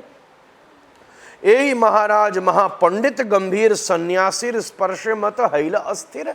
दूसरी तरफ ये महापंडित और गंभीर राजवेशधारी रामानंद पर एक सन्यासी को छू करके बेहोश हो जा रहे हैं। यही मत से विप्रगण भावे मने मन विजातीय लोक देखी प्रभु कैल संवरण। ये सब ब्राह्मण विचार कर रहे हो। जब गौर हरि ने सुना कि ये विजातीय लोग यहाँ खड़े हैं तो एकदम भाव का संवरण किया। सुस्त है दोह से स्नानते वसीला, तबे हसी महाप्रभु कहिते लागीला। सार्वभौम भट्टाचार्य कहिल तुम्हारो गुण। महाप्रभु ने भाव संवरण के कहा, मुझे सार्वभौम भट्टाचार्य ने तुमसे मिलने की बात कही थी, तुम्हारे गुणों का वर्णन किया था। तुम्हारे मिलीते मोर कोरिला यतन, मैंने तुमको मिलने के लिए यतन भी किया। और महाराज आनंद से अवस्थित होने लगे। तोमा मिली वारे मोर एथ आगमन, भाल भाल हैल अनायासे पाइलो दर्शन। राय कहे सार्वभौम करे भृत्यगान, परोक्षे मोर हिते होए सावधान। तार कृपाय पाइनु तुम्हार चरण दर्शन, आज सफल हैल मोर मनुष्य जवनम। सार्वभौम तुम्हें कृपा करत चन्य, स्पर्श स्पर्श है तार प्रेम धन। कहाँ तुम्हें साक्षात ईश्वर नारायण, कहाँ मुई राज से भी विषय सूत्रतम। ये सार्वभौम की श्रेष्ठता है जिन्होंने मेरे गुणों का वर्णन किया। आपके रूप में साक्षात सार्वभौम ने कृपा करी है। अरे आप साक्षात परमात्मा के समान, मैं एक राजा का नौकर, पर तुमने मेरे ऊपर कृपा करी। तुम्हारे कृपा तुम्हें करय निंद्य कर्म, साक्षात ईश्वर तुम्ही के जाने तुम्हारा मर्म। आम निस्तारिते तुम्हारे यह आगमन, परम दयालु तुम्ही पतित पावन। तुम साक्षात ईश्वर हो जो और किसी कारण से नहीं, मुझ पतित का उद्धार करने यहाँ पर पधारे हो। आहा क्या जाने। तब महाराज राय रामानंद भागवत का श्लोक बोल करके महाप्रभु की स्तुति कर रहे हैं। महाविचलनम नृणाम गृहीणाम दीनचेतसाम, निःश्रेयसाय भगवन् कल्पते नान्यथा क्वचित्। श्री चैतन्य चरितामृत में चौबे जी भागवत जी के अद्भुत अद्भुत श्लोकों की चर्चा, दशम स्कंद के 8वें अध्याय का 4था श्लोक। क्योंकि ये सब भागवत जन है ना, भागवत निष्णात पुरुष हैं, बार बार हर अध्याय में कम से कम 20-20 भागवत के श्लोक हैं हमारे चैतन्य चरितामृत में। महाराज दीन चित्ते महाविचलनम नृणाम गृहीणाम दीन चेतसाम, इस श्लोक को कह रहे हैं कि ये जो महापुरुष है ना, ये किसी के घर में आ भी जाए तो उसके पीछे उनके हृदय में उस घर में जाने की वासना नहीं है, बल्कि उस घर में रहने वाले दीनों की उद्धार विथा है। उनका उद्धार करने के लिए उस घर में प्रवेश करते हैं। तो गृहासक्तों के घर में संत उनका उद्धार करने पधारते। ये नहीं सोचना चाहिए ये बाबा जी इधर उधर गृहस्थों में घूम रहा है, लगता है इसको बहुत ज़्यादा भिक्षा लेने की आदत हो गई है, बड़ी बड़ी जगह जा रहे हैं। ये महाराज छोटे घरों में नहीं आते, बड़ी बड़ी जगहों में जा रहे हैं। अगर आपके मन में किसी संत को लेकर ये विचार आ गया तो दोष है, भागवत जी कह रहे हैं। सच बात कही जाए तो जो जितने बड़े घर में है बीवी, वो उतने बड़ी झंझट में फंसा हुआ है। तो कई बार हमने देखा है, कई बार श्रेष्ठ संत भी उसके पास अवसर हो, किसी कोई बड़े घर वाले ने न्योता दिया हो, किसी सामान्य घर वाले ने न्योता दिया, तो वो पहले सोचेगा चलो इसके पास चलें। और कई लोग इसको लेकर उल्टा सीधा सोचेंगे, अच्छा हम छोटे घर के सामान्य लोग, हमारे पास नहीं आए और बड़े घरों में जा रहे हैं। ये विचार अगर आप में आया तो समझ लो छोटा घर है पर अभिमान बड़ा है। भागवत जी का श्लोक कह रहा है कि संत ने विचार किया कि इसका छोटा घर है, इसका मतलब इसमें आसक्ति छोटी है, उसका बड़ा घर है, इसका मतलब उसमें आसक्ति बड़ी है, इसीलिए वो उस घर में पहले जा रहा है क्योंकि वो ज़्यादा बीमार है, उसको ज़्यादा औषधि की ज़रूरत है। तो महाप्रभु भी यहाँ राय रामानंद कह रहे हैं, मैं राजाओं का राजवंशी, मैं राजाओं का नौकर राज पार्षद हूँ, आप मुझ पर कृपा करने पहले आए हैं क्योंकि मुझे कृपा की ज़्यादा आवश्यकता है। क्या अद्भुत बात कही महाराज। अमार संगे ब्राह्मणादि सहस्त्रेर जन, तुम्हारा दर्शन सवार द्रवभूत मन। मेरे साथ हजारों वैदिक ब्राह्मण हैं, पर आपका दर्शन करते उनका हृदय विगलित हो गया। कृष्ण कृष्ण नाम सुनी सवार बदन, सवार अंग पुलकित अश्रु नयन। आकृत्य प्राकृत्य तुम्हारे ईश्वर लक्षण, जीवे ना संभव है अप्राकृत गुण। आप में जो गुण हैं वो अनंत हैं। इस प्रकार मैं आगे चलूंगा, समय कम है। तो राय रामानंद प्रभु महाप्रभु के गुण गा रहे हैं और महाप्रभु राय रामानंद प्रभु के गुण गा रहे हैं। प्रभु कहे तुम्हें भागवतोत्तम, तुम्हारा दर्शन सवार द्रव है मन। तुम भागवतों में उत्तम भागवत हो रामानंद, तुम्हें कोई जानता नहीं है, तुम राजवेश में तो हो पर तुम्हारी वजह से ही सबका मन द्रवीभूत हुआ है महाराज। अन्य क्या कथा अमी मायावादी सन्यासी, औरों की क्या बोलूं, मैं तो मायावादी सन्यासी हो गया। आमीह तुम्हारा स्पर्श प्रेम रस भासी, मैं तुम्हारा स्पर्श करके प्रेम में डूब गया। यही तो अद्भुत गुण है, अमानी ना मान देना। महाप्रभु रामानंद देखो, कोई राजवेशधारी है पर महाप्रभु में सन्यासी का अभिमान नहीं है। उस राजवेशधारी में राजवेश का अभिमान नहीं है और महाप्रभु में सन्यासी का अभिमान नहीं। कहीं भी अभिमान अड़ेगा तो धर्म स्थापित नहीं हो सकेगा। महाप्रभु कह रहे मैं पतित हूं, सन्यासी हूं, तुम भक्त हो। वो कह रहा नहीं, आप भक्त हैं, मैं तो राज नौकर मात्र हूं। क्या श्रेष्ठ बात। अरे आज सच बात कहूं, सन्यासी का अभिमान तो सबसे तगड़ा है, वो सबसे बड़े पतन का कारण है। हम सन्यासी हैं महाराज, इसका मतलब सन्यास में सबसे पहले अभिमान का ही त्याग किया जाता है। चौबे जी मैं गलत नहीं हूं अगर, तो जिन जिन वस्तुओं से का अभिमान है उन सब का त्याग ही सन्यास में होता है। गृह त्याग, परिवार त्याग, वस्तु त्याग, संपत्ति त्याग, यहाँ तक कि अगर तुम्हें अपने नाम और सरनेम का अभिमान भी है तो अपने नाम का भी त्याग करना पड़ता है। नया नाम गुरुजी प्रदान करते हैं। अगर रूप का अभिमान है तो रूप त्याग, मुंडन कर दिया जाएगा, स्वरूप भी बदल दिया जाएगा। कई जगह सन्यासियों में कनफटा सन्यासी होते हैं, कान, उनके कानों में छिद्र कर दिया जाएगा, जटाओं में परिवर्तन। तो क्या ये क्या रूप की विकृति, जिससे रूप का अभिमान समाप्त हो जाए, वस्त्र का अभिमान समाप्त हो जाए,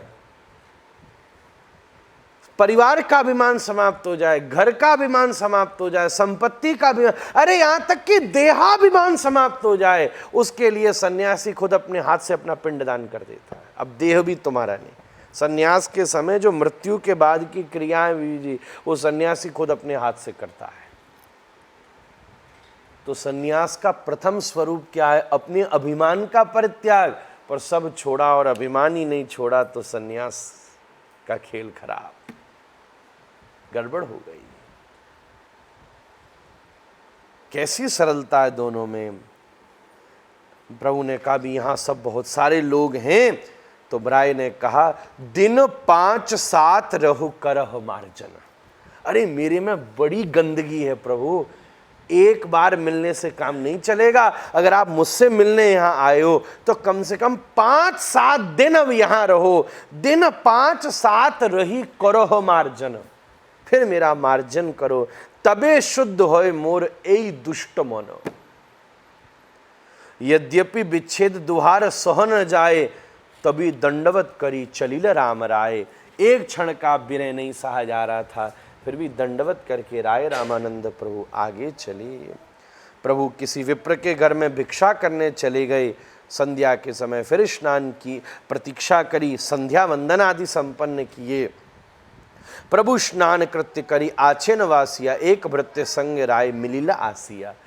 भगवान संध्या वंदन करके विराजमान थे। उतनी देर में एक किसी अपने अंतरंग दास को लेके चुपचाप दीनहीन भाव से रामानंद राय मिलने आए। उस दास को बाहर ही बिठा दिया। नमस्कार कैल राय प्रभु कैल आलिंगन, दुई जने कथा कहे वासी रहो स्थाने। देखो, किसी को भी छोटा समझना गलत बात है। कई लोग हैं, अरे हमको छूना नहीं, अरे दूर रहना, अरे हमारा पर। राय रामानंद ने दूर से प्रणाम किया, महाप्रभु ने खींच के आलिंगन कर दिया। महाराज, सन्यासी का स्वरूप अग्नि का होता है, वो किसी को छूने में न शर्म करे। हाँ, लोग उसे छूने में संकोच करें, उसे किस बात की? अगर किसी के स्पर्श से वही अशुद्ध हो गया तो इसका मतलब अभी उसकी अग्नि पूर्ण प्रज्वलित नहीं हुई है। महाप्रभु ने खींच के हृदय से लगा दिया। क्या बढ़िया बात। प्रभु कहे पढ़ श्लोक साध्य निर्णय, राय कहे स्वधर्माचरण विष्णु भक्ति होए। प्रभु ने कहा साध्य का निर्णय करो। साध्य साधन में थोड़ा बता चुका हूं। कृति साध्य भवेत साध, भावा साधना विदौ, नित्य शुद्ध से भाव से प्राकट्यम हृदय साध्यता। संगीत साध्य है तो मृदंग साधन है, वेद साधन है, और उपलब्धि भगवान स्वयं साध्य विषय है। प्रेम साधन नहीं है, प्रेम साध्य है। भक्ति साधन नहीं है, भक्ति साध्य है। भागवत साधन नहीं है, साध्य है। जैसे रास्ता साधन, गाड़ी साधन है, वृंदावन साध्य। तो कहा स्वधर्म का आचरण, वर्णाश्रम धर्म का आचरण ही सबसे बड़ा साध्य है। उसके लिए विष्णु पुराण का उद्धरण दिया। और राय रामानंद प्रभु ने एक बात, महाप्रभु ने एक बात और कह दी कि पढ़ श्लोक साध्य निर्णय। मनोकल्पित बात चौबे नहीं चलेगी, प्रमाण देना पड़ेगा। प्रमाण देकर बात कहो शास्त्र की जो आप कह रहे हो, हवा हवा में नहीं। रेफरेंस नहीं होता, इसलिए तो डिफरेंस होते हैं आजकल। अगर रेफरेंसेस हों तो दो बुद्धिमान जब बात करेंगे तो कोई डिफरेंस नहीं आएगा। अगर वो कोई पद्म पुराण का दे, कोई विष्णु पुराण का दे, कोई वेद का दे, कोई उपनिषदों का दे, तो क्या फिर शास्त्रार्थ होगा, युद्ध नहीं होगा। आज कोई शास्त्रार्थ नहीं है। पंडित पंडित से लड़ रहा है, शास्त्रार्थ नहीं कर रहा। सन्यासी सन्यासी से लड़ रहा है, शास्त्रार्थ नहीं कर रहा। दो श्लोक एक दूसरे के सामने नहीं बोले जा रहे क्योंकि रेफरेंसेस नहीं है। हाँ, वादे वादे जायते तत्वबोधा। पर आजकल तो स्वानवत गुरगुरायते, बस इतना ही है केवल स्वानवत गुरगुरायते। तो कहा स्वधर्म का आचरण ही विष्णु भक्ति है। और रेफरेंस दिया वर्णाश्रमाचारवता पुरुषेण परपमान, विष्णुराराध्यते पंथा नान्यस्तोषकारणम। कहा परम पुरुष भगवान विष्णु वर्णाश्रम धर्म के आचरण करने वाले व्यक्ति से आराधित होते हैं। भगवान को प्रसन्न करने का और कोई उपाय नहीं। आपका जो वर्ण है आप उसके धर्म का पालन करो। ब्राह्मण हो तो ब्राह्मण, वैश्य हो तो वैश्य, क्षत्रिय, जो जिसके धर्म है। और उसके धर्मों का निरूपण अलग अलग ग्रंथों में विस्तृत रूप से किया गया है। मनुस्मृति में पूरा विस्तार से वर्णन है, पद्म पुराण में पूरा विस्तार से वर्णन है कि किसका क्या धर्म है महाराज। उसके अनुसार ही आपको आचरण करना पड़ेगा। किसको यज्ञोपवीत करना है, किसको यथाविधि आचरण करना है। हाँ, और वर्ण और आश्रम ये दो बातें कही। आश्रम गृहस्थ, वानप्रस्थ, ब्रह्मचर्य, संन्यास, आश्रम का पालन और वर्ण का पालन, इसके द्वारा ही क्रम बनेगा। जैसे इनका अपना अपना विषय है। ब्राह्मण के मुख्य धर्म है यज्ञ करना, अध्ययन कराना, दान लेना, दान देना, दोनों ही है। केवल लेना ही लेना नहीं है, करना भी है। ठीक है नारायण जी। क्षत्रिय के धर्म है, क्षत्रिय का मुख्य धर्म है दान करना, अध्ययन करना, यज्ञ करना, युद्ध करना और जरूरत पड़ने पर दंड भी देना। ये क्षत्रिय का धर्म है। उसके साथ वैश्य का धर्म है दान करना, अध्ययन करना, यज्ञ करना, व्यापार करना, खेती करना, ये सब वैश्य का धर्म है। और शूद्र का धर्म है कूर्म पुराणानुसार सेवा की प्रधानता उसके हृदय में रहना। तो हम सब तो सेवक ही हैं ठाकुर जी के। और देखो एक सीधी बात कह दूं, कौन बड़ा कौन छोटा ये विचार नहीं है। मैं तो एक ही बात जानता हूं, बिल्कुल चौबे जी मुख से ब्राह्मण निकला, हाथ से क्षत्रिय, पेट से वैश्य, चरणों से शूद्र, पर नारायण खड़े नहीं है, लेटे हैं। और जब कोई लेटा होता है तो सिर और पैर एक ही लेवल पर रहता है। वैकुंठाधिष्ठात्र तो लेटे हुए हैं, खड़े होते तो नीचा और ऊंचा होता। जब कोई, और लक्ष्मी तो चरणी दबाती है, लेटे वाले का चरणी दबाती है। इसलिए आज सर्विस सेक्टर में सबसे ज्यादा लक्ष्मी है और सर्विस सेक्टर ही शूद्र का धर्म है। हॉस्पिटैलिटी देख लो, हॉस्पिटैलिटी बिजनेस इस समय सबसे टॉप क्लास है। क्यों? सर्विस सेक्टर कोई लक्ष्मी दबा रही है। अब आश्रम के अनुसार ब्रह्मचर्य में यज्ञोपवीत करना, थोड़ी देर गुरु घर में वास करना, ये ब्रह्मचर्य का। तो ब्रह्मचारी को थोड़ी देर गुरु स्थान पे, घर छोड़ के गुरु स्थान पे रहना चाहिए। आजकल कोई नहीं रहता। थोड़ी देर गुरु सेवा करना, व्रतों का पालन करना, वेद पाठ करना, संध्या करना। महाराज गुरु सेवा प्रधान उसमें विशेष है, वे अध्ययन आदि विशेष है। गृहस्थ का धर्म है विवाह करना, धन उपार्जन करना, पित्रादि तर्पण आदियों कृत्य को संपन्न करना, यज्ञ आदि करना, ये गृहस्थ का धर्म। यज्ञ और योग ये गृहस्थ करे तो सबसे बड़ी बात है। फिर वानप्रस्थ का धर्म है अब फलों का आहार लेना, थोड़ा फल ज्यादा लेना, भूमि पर शयन करना, मौन रहना, कुशा आदि सामान्य, मतलब अपने कंजम्पशन को रिड्यूस कर देना, सीधी बात। ये सब अतिथि का सत्कार करना, तपस्या करना, थोड़ा सर्दी गर्मी सहन करना। जिसने अच्छी तरह ब्रह्मचर्य पालन किया है वही अच्छी तरह गृहस्थ ले सके, और जिसने अच्छी तरह गृहस्थ को में यज्ञ और योग किया है वही वानप्रस्थ भी निवास। नहीं तो आप कहोगे महाराज जी जितने बूढ़े होते जा रहे हैं उतने कड़े नियम। देखो भारतीय परंपरा में हम ये चाहते हैं हम जितने बूढ़े होते जाएं नियम कम होते जाए। हमारा जवान है तो 10 पर कम्मा दे सकता है, बूढ़ा है तो महाराज एक ही दे दो। पर जिसने ठीक तरह ब्रह्मचर्य पालन किया है तो वो अच्छी तरह गृहस्थ पालन किया तो अच्छी तरह वानप्रस्थ पालन। और वानप्रस्थ के नियम गृहस्थ से कड़े हैं। अब थोड़ा सर्दी गर्मी सहन करना। जिसने भोग किया है वो वानप्रस्थ नहीं पालन कर सकता, पर जिसने योग और यज्ञ किया है वो वानप्रस्थ पालन कर सकता है। योग यज्ञ की गंभीर परिभाषा है, वो फिर कभी करूंगा। फिर सन्यासी के लिए धर्म अर्थ काम का परित्याग करना, समान दृष्टि रखना, सबसे मित्रता रखना, कीट पशु आदि से भी द्रोह त्याग देना, कीड़े से भी द्रोह नहीं मारना, सबका संग त्याग देना, अग्निहोत्र आदि का आचरण करना। ये सब वर्ण और आश्रम के मुख्य मैंने दो चार नियम वर्णन कर दिए। इसका खूब आगे वर्णन किया गया है। महाराज ये सब का आया। तब महाराज प्रभु कहे एहू बाई हो।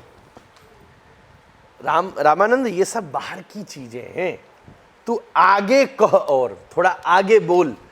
तो राय बोले कृष्णे कर्मा पर्ण साध्य सार। तब राय ने विशेष रूप से कहा कि अगर ऐसी बात है तो श्री कृष्ण के चरणों में कर्म का अर्पण मतलब कर्मों के फल का अर्पण कर देना। कर्मण्येवाधिकार रस्ते मां फलेषु कदाचन, यही सारे साध्य का सार है। अब इसका भी प्रमाण देना पड़े, जो बात कह रहे हैं उसका प्रमाण दे रहे हैं। तो कर्मापरण, देखो भारतीय पद्धति को विचार करो, यहां हर स्टेज का प्रमाण है।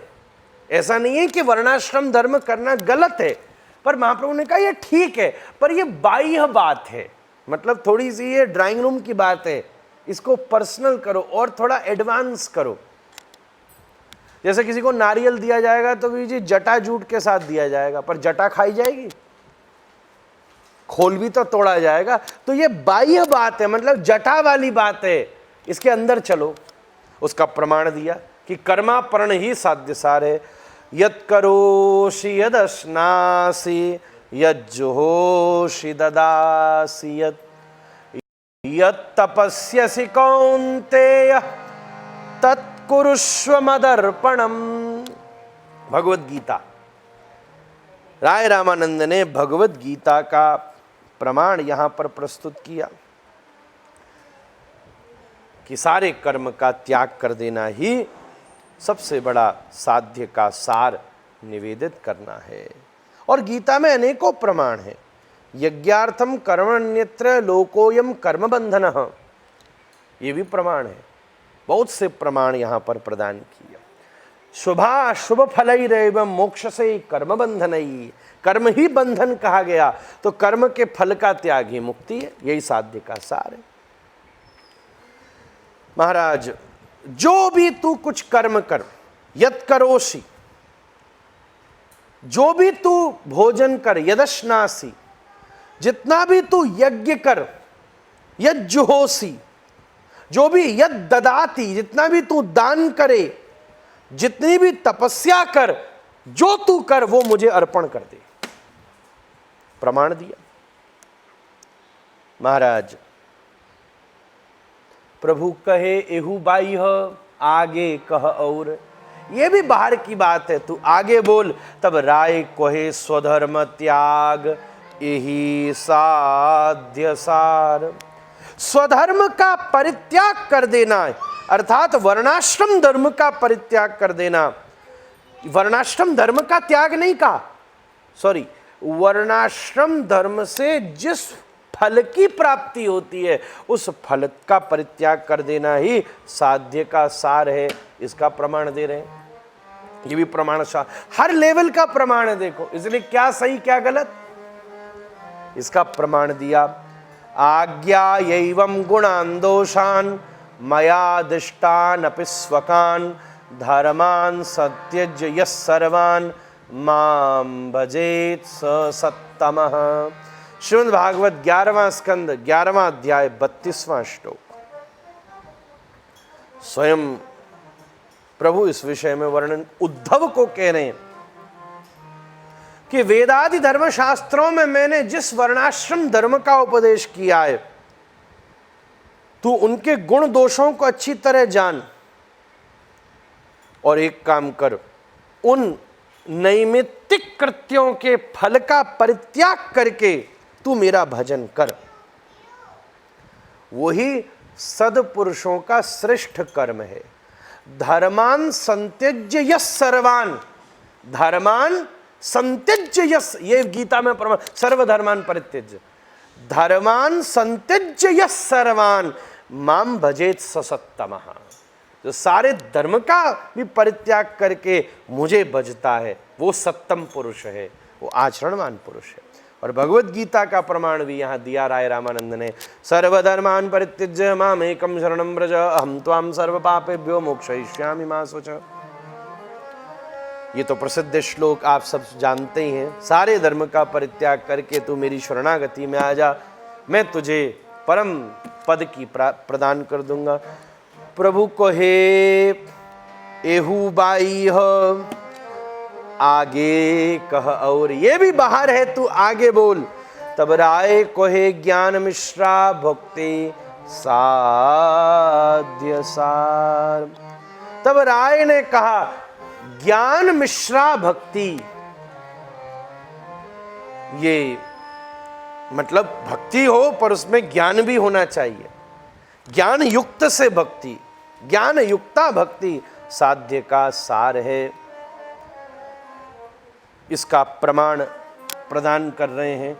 ब्रह्मभूत प्रसन्नात्मा न सोचति न कांक्षति समः सर्वेषु भूतेषु मद्भक्तिम लभते पराम। 18वां अध्याय और शायद 54वां श्लोक या 55वां श्लोक है,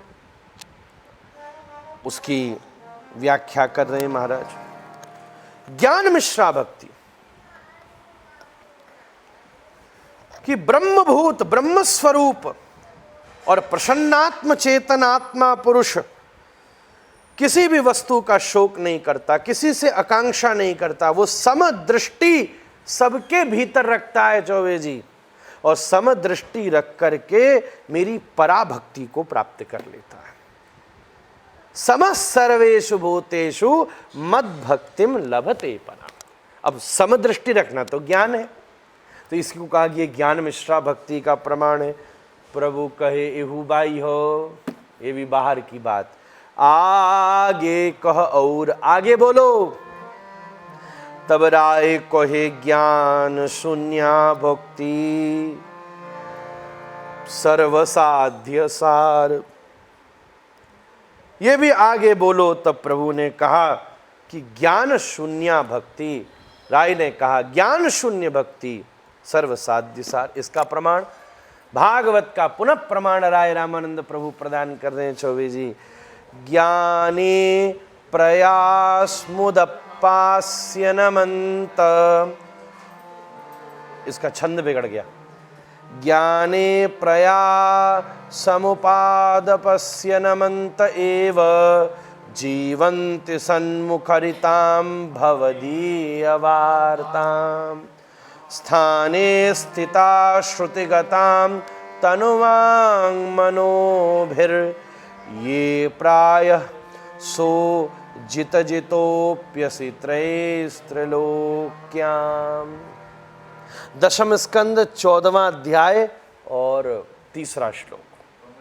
हाँ, स्वयं कह रहे ब्रह्म स्तुति में राय रामानंद प्रभु ने ज्ञान शून्य भक्ति को ब्रह्मा जी भगवान की स्तुति करते हुए कह रहे हैं, हे प्रभु जो ज्ञाने प्रयास मुदपास्य नमन्त एव। देखो स्पष्ट हर संप्रदाय में एक एक स्तर को रखा गया है, प्रभु उसके आगे बढ़ते जा रहे हैं। हे अजित, ठाकुर जी को यहां ब्रह्मा जी ने पुकारा अजित। जित अजित, ये 12 भगवान को भी अजित कहकर पुकारा है ऋषियों ने। ब्रह्मा जी कह रहे अजित, जो आपके स्वरूप को ऐश्वर्यादि ज्ञान प्राप्ति के लिए किंचन मात्र भी, आपके ऐश्वर्य ज्ञान को प्राप्त करने के लिए किंचन मात्र भी चेष्टा न करते हैं।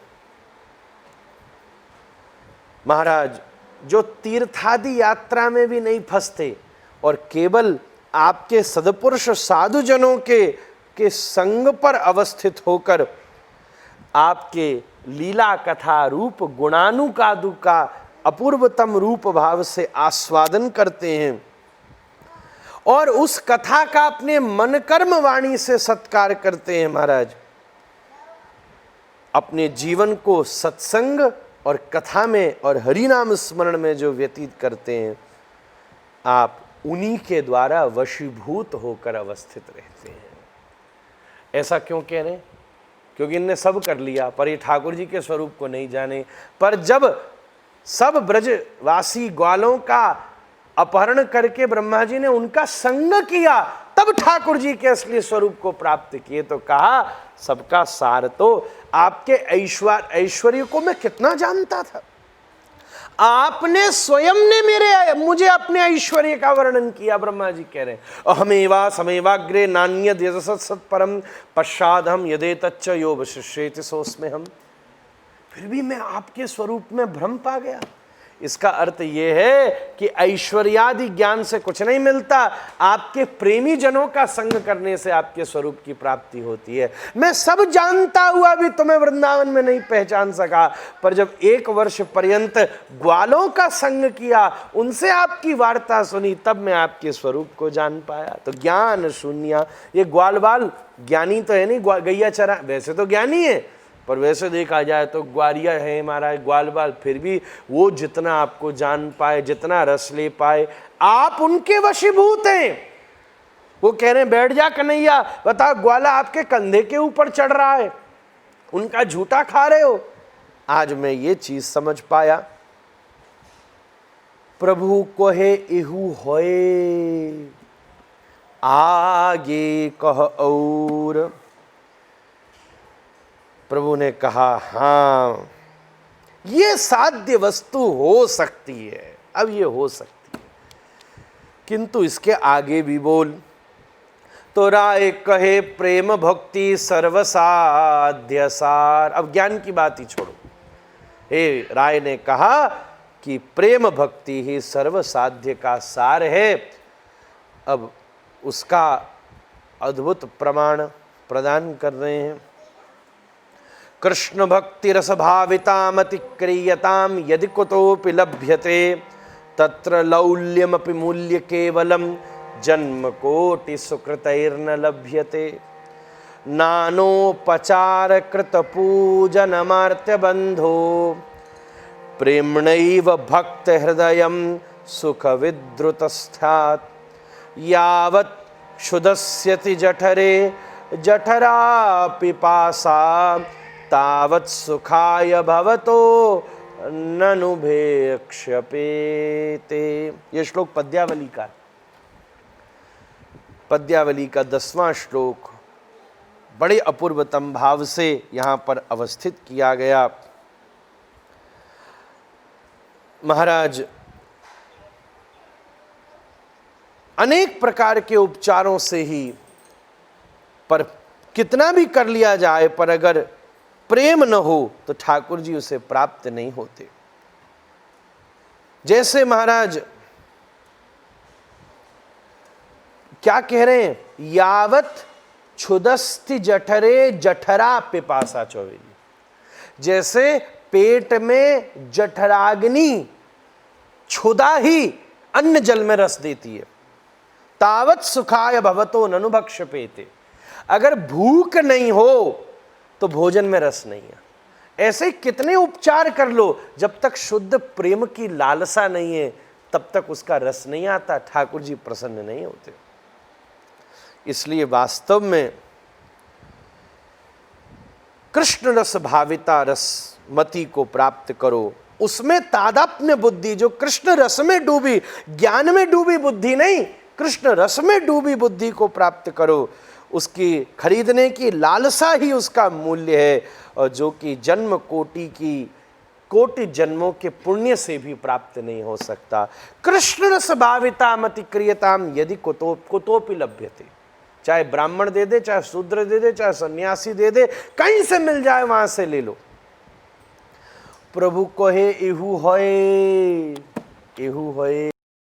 पर आगे कह और। प्रभु ने कहा ये प्रेम भक्ति साध्य सार है, मैं मानता हूं, पर इसके आगे भी कुछ कहो। राय कोहे दास्य प्रेम सर्वसाध्य सार। राय ने कहा दास्य प्रेम ही सर्वसाध्य का सार है। यन्नाम श्रुति मात्रेण पुमान भवति निर्मलः, तस्य तीर्थ पदम किंबा दासानाम वशिष्यते। श्रीमद् भागवत षष्ठ स्कंद 5 अध्याय 16वां श्लोक प्रमाण रूप में राय रामानंद प्रभु ने प्रस्तुत किया। और महाराज यामुन मुनि विरचित स्तोत्र रत्न का भी श्लोक दिया। राय रामानंद महाराज कैसे विद्वत पुरुष है महाराज, कहाँ कहाँ के प्रमाण अपनी बात रखने के लिए बड़े अनुपम भाव से दे रहे हैं। पहला श्लोक दुर्वासा और अम्बरीश के संवाद का है, छठेस। हाँ, कह रहे हैं महाराज, जिनका नाम सुनने मात्र से जीव सर्व व्याधि उपाधियों से, विधियों से निवृत्त हो जाए, शुद्ध हो जाए। महाराज, भगवान के दासों के लिए भगवान को प्राप्त करने के अलावा और क्या उद्देश्य है? महाराज, जब कोई ठाकुर जी का दास ठाकुर जी को प्राप्त कर लेता है तो दुर्वासा अमरीश से कह रहे हैं उसे अन्य कुछ प्राप्त करना नहीं रह जाता। तो दास से भाव श्रेष्ठ है, वो अपने आप वर्णाश्रम पालन कर लेता है, वो अपने आप ज्ञान शून्य हो जाता है, उसको ज्ञान की जरूरत ही नहीं है। दास के लिए क्या ज्ञान आवश्यक है कि उसके स्वामी की क्या प्रसन्नता है। अच्छा, दास ज्यादा ज्ञानवान होगा तो कई बार वो स्वामी की प्रसन्नता का कार्य नहीं कर पाएगा, फिर वो अपना ज्ञान चलाएगा, वो अपना ज्ञान चलाएगा। गुरुजी ये मांग कर रहे हैं, ठाकुर जी ये मांग कर रहे हैं, ये मांग तो उचित नहीं है, कई बार अपना ज्ञान चला लेंगे। पर जो पूर्ण समर्पित हो जाएगा वो अपने स्वामी को प्रसन्न कर पाएगा, और स्वामी प्रसन्न हो गए तो उसे स्वतः ज्ञान प्रदान कर देंगे। भवन्तमेवानुचरन् निरन्तरः प्रशांत निःशेष मनोरथान्तरः कदाहमैकान्तिक नित्य किंकरः प्रहस्ययिष्यामि सनाथ जीवितः। यामुनाचार्य जी का यामुनाचार्य जी का श्लोक उच्चारित करते हुए बोले, हे नाथ, आपकी सेवा की वासना, उसकी इच्छा के अतिरिक्त अन्य समस्त वासनाओं को छोड़कर आपकी सेवा ही मुझे प्राप्त हो, इतनी मेरे में इच्छा हो, और सब छोड़कर नित्य दास होकर महाराज मैं कब अपने इस जीवन के परम लाभ को प्राप्त कर पाऊंगा। उन्होंने अपनी स्तुति में भगवान के लिए कहा, प्रभु कहे एहू होए, आगे कह और। हाँ, दास से प्रेम साध्य है, ठीक माना मैंने, वो तो ठीक है, किंतु इसके आगे भी कुछ है, और आगे बोलो। तो राय कहे, आज तो बहुत देरी हो गई पर ये मैं प्रसंग जल्दी जल्दी पूरा करता चल रहा हूं। राय कहे साख्य प्रेम सर्वसाध्य सार। ये बंद हो गया बेटा, सभी बंद हो गया। ओ, फिर ये बाद में डाल देना कि साख्य प्रेम ही सर्वसाध्य सार है, सखा भाव ठाकुर जी के प्रति। उसके लिए कह रहे, इत्थम सताम ब्रह्म सुखानुभूत्या दास्यम गतानां परदैवतै तेन मायाश्रितानां नरदारकेण साखं बिजहु कृतपुण्यपुंजाः। क्या बात कही महाराज। श्रीमद् भागवत दशम स्कंद 12वां अध्याय और 11वां श्लोक यहाँ अपूर्वतम भाव से वर्णन करते हैं। सुखदेव जी राजा परीक्षित से ये बात कह रहे हैं, महाराज ज्ञानियों के लिए जो ब्रह्म सुखानुभव स्वरूप है, दास्य भाव के भजन करने वालों के लिए जो ठाकुर जी का परम आराध्य देवत्व स्वरूप है, मायाबद्ध लोगों के लिए जो साधारण नर बालक स्वरूप में प्रतीत होता है, महाराज वो सब वृंदावन के गोप बालकों के लिए श्री कृष्ण ही सखा रूप में प्रकट हो जाते हैं। इत्थम सताम ब्रह्म सुखानुभूत्या, ब्रह्मवादियों को जो ब्रह्म में सुख मिलता है, दास्याम गतानाम परदैवतानाम, दासों को जो स्वामी में सुख मिलता है, मायाश्रितानाम नरदारकेण, माया आश्रित जीवों को नरदारकेण, दार पत्नी को भी कहते हैं, मायाबद्ध जीवों को जो महाराज लौकिक संबंधों में सुख की प्राप्ति होती है, पति को पत्नी में, पत्नी को पति में, पुत्र को मैया में, दोस्त को दोस्त में, ये जो लौकिक संबंध में जो सुख की प्राप्ति होती है, साकम बिजाहु कृतपुण्य पुंजाम, उससे अनंत गुण सुख की प्राप्ति सखाओं को कृष्ण को सखा देखने में प्राप्त हो जाती है। प्रभु कहे एहु उत्तम। हाँ, प्रभु ने कहा ये बात उत्तम है, किंतु इसके आगे बोलो राय कहे वात्सल्य प्रेम सर्व साध्य सार। राय ने कहा वात्सल्य ही, भगवान के प्रति वात्सल्य भाव रखना सर्व साध्य सार है। नंद किम करोद ब्रह्मन श्रेय एवं मयोदहम यशोदा च महाभाग पपौ यस्याम स्तनम हरिम हरिहि। महाराज अपूर्वतम भाव से सुखदेव जी, परीक्षित सुखदेव जी से पूछ रहे हैं, यहां वो श्लोक उठाया। नंद महाराज महापुण्य जन है, ऐसा उन्होंने कौन सा श्रेष्ठ काम किया कोठारी कि जो उन्हें श्री ठाकुर जी पुत्र रूप में प्राप्त हो गए। महाभाग जशोदा ने ऐसा कौन सा कार्य किया है जिससे स्वयं जगत पिता हरि उनका स्तनपान कर रहे हैं। यस्याम स्तनम हरिहि नेवम बिरंचो न भवो न श्रियरप्य संश्रया प्रसादम लेभिरे गोपी यत्यत् प्राप विमुक्तिदम। दशम और महाराज दशम में स्वयं सुखदेव जी इसका जवाब देते हुए कह रहे हैं, महाराज श्री ठाकुर जी जिस कृपा से उस जशोदा को यहां गोपी कह करके प्रसादम लेभिरे गोपी, मतलब गोपी कहने का मतलब एक सामान्य भाव, एक सामान्य सी गोपियों में गोप अधिष्ठात्री गोपी को जिस वजह से प्राप्त हो गए हैं, उस कृपा को नेमम बिरंचो न भवो, उस कृपा को न ब्रह्मा जी ने प्राप्त किया न शिव जी ने प्राप्त किया।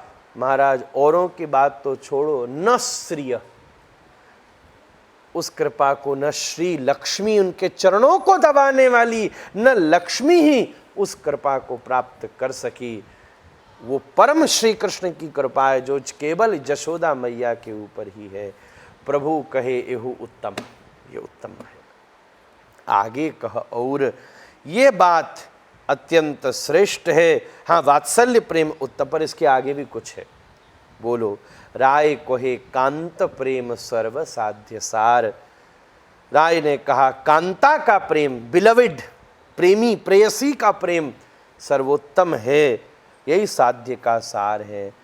नायम श्रियोंग उनितांतरते प्रसाद स्वयोर्षितां नलिन गंधरुचां कुतोन्यां रासोत्सवस्य भुजदंड गृहीत कंठ लब्धाशिषा य उदगाद ब्रज सुंदरीणा। अध्याय गोपी गीत का उपसंहारात्मक श्लोक बोल रहे महाराज कि ठाकुर जी ने कैसे अपना मदन मोहन स्वरूप गोपियों के मध्य पीतांबर पलट करके प्रकट कर दिया। कृष्ण प्रत्यर्यम उपाय बहुविध है, कृष्ण प्राप्तिर तार तस्य बहुत आछय। कृष्ण प्राप्ति के अनेक उपाय हैं महाराज, कृष्ण प्राप्ति में बहुत तारतम्य है, किंतु जार जय भाव से ही यही सर्वोत्तम तटस्थ है, यह विचारी ले आछे तरतम। ऐसा नहीं समझना कि इससे यहां आगे की बात कही है। एक चीज बताओ, किसी को रस्सी बनानी हो भी तो वो उसके लिए तो नारियल की जटाई अच्छी है, किसी को कटोरी बनानी हो तो उसको नारियल का खोल ही अच्छा है, किसी को भूख लगी होगी तो वो मलाई खाएगा, किसी को प्यास लगी है तो उसके लिए मलाई भी बेकार है, वो तो पानी पिएगा। इसलिए किंतु जार जय भाव से ही सर्वोत्तम। ये नहीं समझना कि हम अब वात्सल्य के उपासक हैं तो हम छोटे रह गए, यह स्पष्टीकृत किया है। अरे जिसका जो भाव है उसके लिए वही उत्तम है। बल्कि कभी कभी ठाकुर जी चेक करने भी आएंगे तो तुम कंट्रोल में रहना, तुम तो अपने भाव को सिद्ध करके उसी के लिए आनंद लेना। तो भक्त रसामृत सिंधु के दक्षिण भाग का एक प्रमाण प्रदान कर रहे हैं। यथोत्तरमसौ स्वाद विशेषोल्लासयामपि रतिर्वासनया स्वादि भासते कापि कस्यचित्। अब कई लोग कहेंगे चैतन्य कथा तो पहले हुई है, भक्त रसामृत सिंधु तो रूप गोस्वामी ने बाद में लिखा है। फिर चूंकि कविराज महानुभाव भी अपना पुट देते चल रहे हैं और वो उसी बात को मानो रूप गोस्वामी आदि ने बाद में अपने ग्रंथों में लिखा है, तो कविराज ने तो सबसे बाद में लिखा है, तो अपने आचार्यों की वाणी को साथ लेते लेते अपना पुट भी डालते हुए चल रहे हैं। पूर्व पूर्व रसेर गुण परे परे होए, दुई तीन गणिन पंच पर्यंत बढ़ाए, गुणा दिक्के स्वाद दिक्के बाड़े प्रति रसे, शांत दास्य साक्य वात्सल्य गुण मधुर रसे, आकाशादीर गुण जेन पार भूते, देई तीन क्रमे बाड़े पंच पृथ्वीते, परिपूर्ण कृष्ण प्राप्ति यही प्रेमा हेते, यही प्रेमेर वश कृष्ण करे कहे भागवते। क्या अद्भुत रूप से वर्णन कर रहे हैं महाराज। पूर्व का, अब जैसे दास्य का जो रस है साख्य में वो रस है, अब साख्य का और दास्य का जो रस है वो वात्सल्य में है, साख्य दास्य वात्सल्य का जो रस है वो कांत में है। एक से दूसरे में गुणाधिक्य शांत दास्य साख्य वात्सल्य इन सबों में ये गुण धीरे धीरे बढ़ता जाएगा। जैसे आकाशादि के गुण दूसरे से दूसरे महाभूतों में बढ़ते जाते हैं महाराज, उसका प्रमाण दिया है। अब जैसे पृथ्वी का गुण है गंध, पर वायु में स्पर्श के साथ गंध भी है, तो पृथ्वी का गुण वायु में आ गया। एक एक गुण का दूसरे दूसरे गुण में शब्द स्पर्श रूप रस गंध, ये पांच तन्मात्राएं हैं। आकाश का गुण, हाँ यहां एक और प्रमाण दिया, आकाश का गुण शब्द है, तो वायु के गुण शब्द तथा स्पर्श है।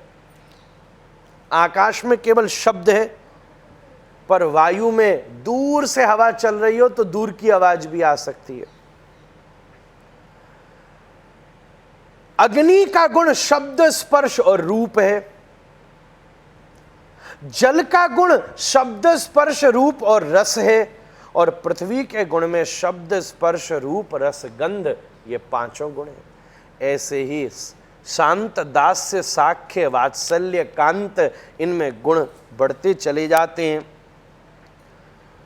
महाराज। मयि भक्तिर्हि भूतानाम अमृतत्वाय कल्पते, दृष्ट्या यदासीन्मति स्नेहो भवती नाम मदापना।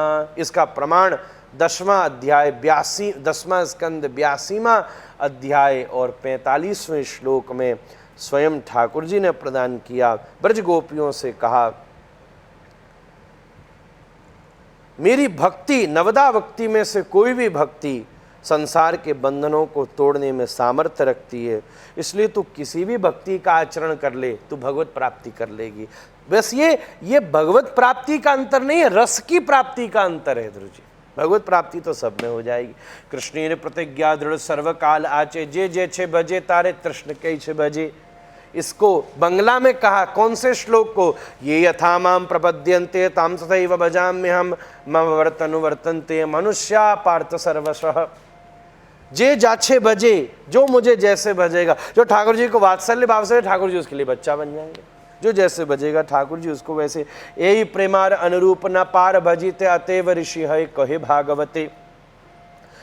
महाराज ठाकुर जी उस परम रस का यहाँ पर अपूर्वतम रूप से विस्तार करते हैं। जो जैसा भजन करता है वो वैसा भजन करता है, पर फिर भी ठाकुर जी ने स्वयं कहा कि गोपिकाओं के मध्य ठाकुर जी की एक चीज बताओ, मणि रहेगी पर कूड़े में पड़ी होगी तो शोभा होगी, पर अगर बीच में नील मणियों और आसपास सफेद मणियां हो तो क्या शोभा बनेगी। बोले ऐसे ही ठाकुर जी नील मणि और ब्रज गोपिकाएं मणियों के समान हैं, उनकी शोभा बढ़ जाती है। ये सब राय रामानंद कह रहे। प्रभु कहे ए साध्य विधि सुनिश्चय, निश्चय रूप से कांति प्रेम ही साध्य का परम सार है। कृपा करी कह यदि आगे कछु होय, फिर भी इसके आगे अगर कुछ है तो कृपा करके तुम बोल क्यों नहीं देते। राय कोहे यार आगे पूछे हे न जने यही दिन नहीं जाने आछय भुवन है।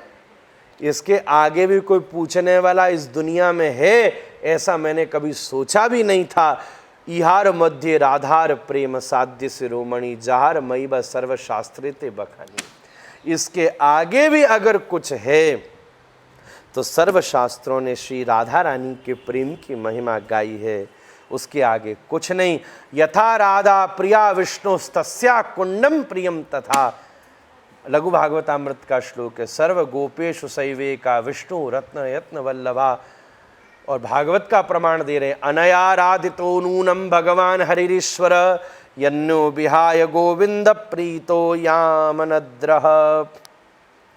महाराज, जैसे रमणी श्री राधा के साथ श्री कृष्णचंद्र जिनके आराधित हुए हैं, उनसे राधिका से जैसे आराधित हुए हैं, ऐसा महाराज सबको त्याग कर उनके साथ निवृत्त निकुंज में चले गए। सारी व्रजगोपिकाओं को भी छोड़कर ठाकुर जी किशोरी जी को लेकर निवृत्त निकुंज में बेणी श्रृंगार के लिए चले गए हैं। ऐसा और कहाँ। राय कहे ताहा सुनी प्रेमेर महिमा, त्रिजगते नाई राधार प्रेमेर उपमा। इस पूरे तीनों लोक में किशोरी जी के प्रेम की महिमा नहीं। गोपी गणेर, हाँ, यहाँ प्रभु ने पूछा, एक बात पूछी, प्रभु कहे आगे कह सुनी पाइए तो सुखे, अपूर्व अमृत नदी बहे तुम्हारा मुखे। यही तो मैं सुनना चाहता था, इसलिए कह रहा था आगे बोलो आगे बोलो। तुम्हारे मुंह से अमृत की महानदी बह रही है। चोरी कोरी राधा केलनी गोपी गणे डरे, अन्यापेक्षा हिले प्रेमेर गड़ता न स्फुरते। राधा लागी गोपीर यदि साक्षात करे त्याग, तभी जानी राधार कृष्णेर गाढ़ अनुराग। यहाँ थोड़ा छेड़ने के लिए, थोड़ा और रस लेने के लिए महाप्रभु ने राय रामानंद प्रभु को छेड़ दिया और कहा कि महाराज तुमने जो कह रहे हो उससे मुझे आनंद आ रहा है, पर श्री कृष्ण तो गोपियों के डर से राधा रानी को अकेले ले गए थे। यहां पर अन्यापेक्षा है, डर संकोच है, प्रेम की प्रगाढ़ता प्रस्फुरित नहीं हो रही। और गोपियां क्या कहेंगी, इसलिए राधा रानी को अलग ले गए थे। हाँ, अगर श्री कृष्ण सब गोपियों के देखते देखते श्री किशोरी जी को प्रधानता रखते तो हम राधा रानी के प्रेम को ज्यादा मानते। तब राय बोले उनके प्रेम की महिमा इस तीनों जगतों में नहीं बताई जा सकती। गोपी गणेर रास नृत्य मंडली छाड़ी, राधा चाही बने फिरे बिलाप कोरिले कोरिया। महाराज राय ने कहा अनंत गोपियों नित्य पूर्वक रास मंडली को छोड़कर श्री कृष्ण विलाप करते हुए श्री राधा को ढूंढते फिरते। इस बात का उल्लेख भी है कि ठाकुर जी कहाँ उल्लेख है, तब राय रामानंद प्रभु ध्रुव जी गीत गोविंद का श्लोक उठाते हैं और बासंती रास की चर्चा करते हैं। कंसारिप संसार वासना वृद्ध श्रृंखलाम, राधा माधाय हृदये तत्याज ब्रज सुंदरी। इतस्ततस्तमनुसृत्य राधिका मगनम बाण व्रण खिन्न मानसा, कृतानुताप सक्कालिंद नंदिनी, तटांत कुंजे विषसाद माधव। महाराज जब किशोरी जी ने देखा कि ये सारी कृष्ण तो सारी के साथ संभाव रख रहे, तो किशोरी जी मानिनी होकर चली गई, मानिनी होकर चली गई। और ठाकुर जी तब किशोरी जी के अनंत विरह में डूब करके महाराज सब गोपियों के साथ रास को छोड़ करके किशोरी जी को पुकार रहे हैं। यही दो श्लोकेर अर्थ विचारिला, ये दो का अर्थ विचार करो महाप्रभु। अमृत की खानी है, शत कोटि गोपी संगे रास विलासे, तार मध्य एक मूर्ति रहे राधा पाशे। अनेक गोपियों के बीच में भी श्री कृष्ण राधा रानी के पास में बने रहते हैं। साधारण प्रेम देखी सर्वत्र समता, राधर कुटिल प्रेम ही बमता। अहो रिबगति प्रेमण स्वभाव कुटिला भवेत, अहो हेतार अहो तुश्च योनुर्मान उदंचति। उज्ज्वल नीलमणि का श्लोक पढ़ते हुए कह रहे हैं, महाराज सर्प की गति के भांति प्रेम की गति बड़ी कुटिल है महाराज। अतः सर्प जैसे टेढ़ा मेढ़ा चलता है, तो कभी लगता है इधर गया, कभी लगता है इधर गया, कभी लगता है इधर गया, कभी लगता है इधर गया, पर जाता अपने लक्ष्य पर ही है। बोले ऐसे ही श्री कृष्ण कभी लगता है इस गोपी के साथ नृत्य कर रहे हैं, कभी लगता है उस गोपी के साथ नृत्य कर रहे हैं, पर वो नृत्य वास्तव में श्री राधा रानी के साथ कर रहे हैं। उज्ज्वल नीलमणि क्रोध कोरी रास छाड़ी गैल मान कोरी, तार न देखिए व्याकुल हई। आहा हा हा, इस प्रकार रास छोड़ के चली गई। प्रभु कहे जे आई आलिंग तुम स्थाने, सही सब रस्तु वस्तु तत् है ज्ञाने। वाह, अब तुम्हें हृदय से लगाने का मन कर रहा है, क्योंकि तुमने ही उस रस का अपूर्वतम विस्तार किया है। मैं इसी के लिए तो तुम्हारे पास आया था महाराज। श्री कृष्ण सेव्य हैं और साध्य वस्तु श्री राधा रानी का ही प्रेम। आश्रय और विषय, विषय कृष्ण है और आश्रय वस्तु श्री राधा रानी का ही परम प्रेम है। कृष्णेर स्वरूप कह राधार स्वरूप, रास कौन तत्व प्रेम कौन तत्व रूप। श्री महाप्रभु ने कहा श्री कृष्ण का स्वरूप कहिए, और फिर श्री राधिका के स्वरूप का वर्णन किए। रस का तत्व क्या है, प्रेम का तत्व स्वरूप क्या है, कृपा करके सब तत्व मुझे सुनाइए। इसमें सब तत्वों का आप निरूपण करिए। तब राय कोहि इहा आमी किछु न जानी, जे तुमी कहो सोई अमी बाणी। ये तुम जानते हो, तुम पूछ पूछ के मुझे यहाँ ले आए हो, मैं तो ये कहने की भी सामर्थ्य नहीं रखता था। और फिर महाराज गुरु तत्व और सब तत्व का वर्णन कर रहे। किंबा विप्र किंबा न्यासी शूद्र के नहाए, जय कृष्ण तत्व वेत्ता सही गुरु है। सन्यासी आदि को पकड़ के क्या करोगे, अगर उस शूद्र को भी कैसे छोड़ दोगे जो हृदय में कृष्ण प्रेम प्रकट कर दे महाराज। इस प्रकार श्री किशोरी जी के परम महिमा का अब तो असली विषय शुरू हुआ है। ईश्वर परम कृष्ण सच्चिदानंद विग्रह अनादिरादि गोविंद सर्व कारण कारणम, तासाम आविर्भूत स्मयमान मुखाम्बुज पीताम्बरधर स्रवि साक्षात मन्मथ मन्मथ। इस प्रकार श्री कृष्ण तत्व की मीमांसा परम ईश्वर कह करके, परम सेव्य विषय कह करके श्री राय रामानंद प्रभु वर्णन कर रहे हैं। अनेक प्रमाण यहाँ पर दे करके ब्रह्म संहिता विष्णु शक्ति परा प्रोक्ता श्रित ज्ञातता परा अविद्या कर्म संज्ञाख्या तथा शक्ति रसिष्यते। अब ये सब विषय महाराज बड़ा श्रेष्ठ है। और फिर राधा रानी के तत्व का उद्घाटन करें। लादिनी संदिनी संवित त्वेका सर्व संशया, लादया पकड़ी मिश्रा त्वयि नो गुणवर्जिता। विष्णु पुराण, जहाँ भगवान की संगिनी शक्ति, संवित शक्ति और लादिनी शक्ति तत्व का यहाँ पर कृष्णा लादे ताते नाम लादिनी, सही शक्ति द्वारे सुख आस्वादित आपनी। जो भगवान को सुख देने वाली शक्ति है वो लादिनी शक्ति है महाराज। भगवान जिससे प्रसन्न हो वो राधा रानी का परम दिव्य स्वरूप अवस्थित होता है। इस सब का इस अध्याय में निरूपण किया। बहुत आज देरी हो गई, इतना ही पर्याप्त है। बस इतना समझ लो, किशोरी जी ही प्रेम की परम मूर्ति हैं। हरे कृष्णा कृष्ण कृष्ण हरे हरे, हरे राम राम राम हरे